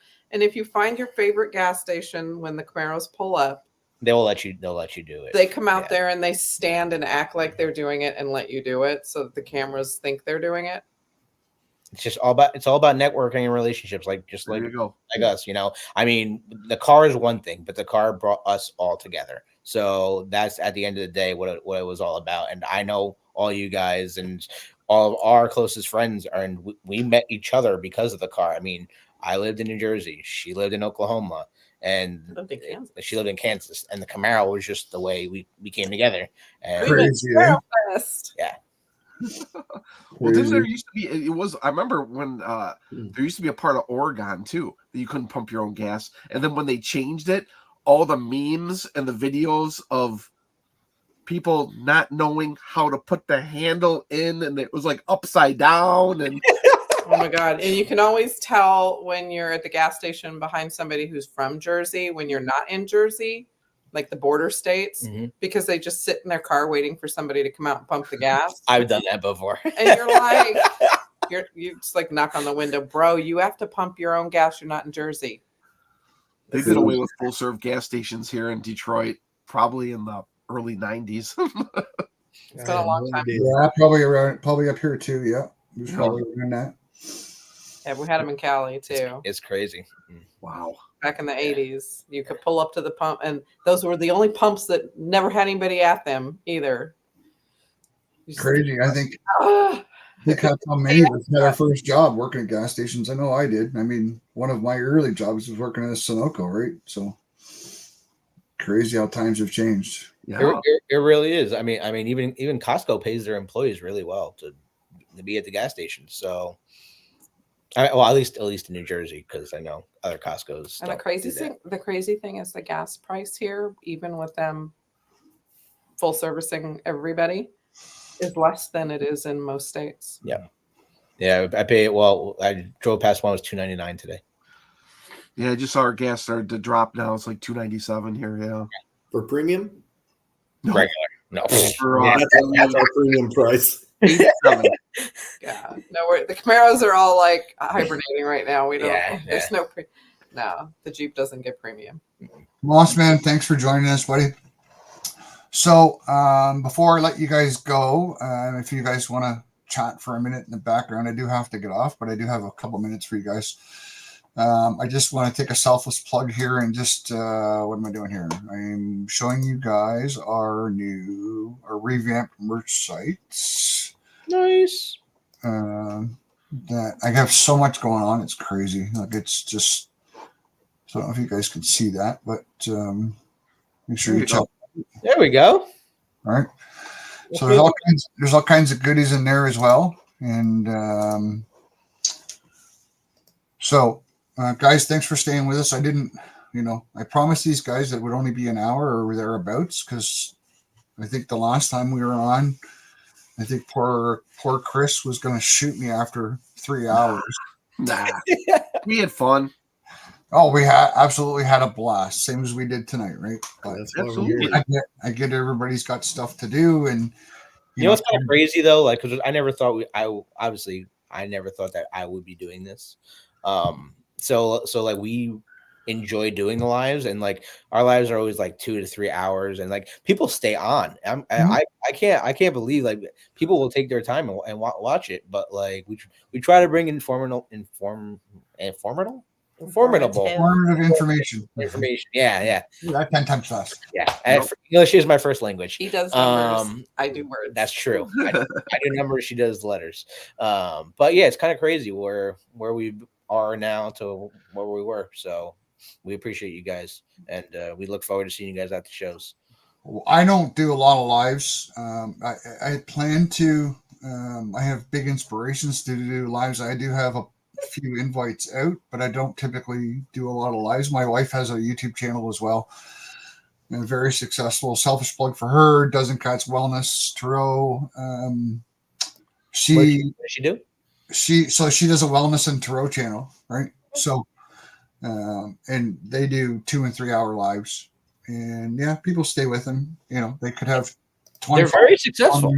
Yeah, I was surprised. Yeah. So. But guys, I appreciate very much everybody in the chat sticking with us, and if anybody has got anything that they want to post up while I'm babbling to these guys, post her up, and then if not, we're gonna go. But Chris, Mike, Andrew, Tanya, thank you guys so much for hanging with me, and we should do this again. For sure. Yeah, thanks for having us. Yeah, thanks for having us. Really appreciate it. We had fun. It was a good time. Always. Yeah, we need to get Scott Sotomayor in here. Well, we can, we'll save that for the next one, right? She got me this Panther. I wonder why. I don't know why, but she did. I think it would be very fitting to have Scott on the next one. Maybe we can do it over the holiday, that 2-week New Year period, whatever. Once things get, once the dust settles and that, and just kind of have, because Scott meant so much to so many of us. Yeah.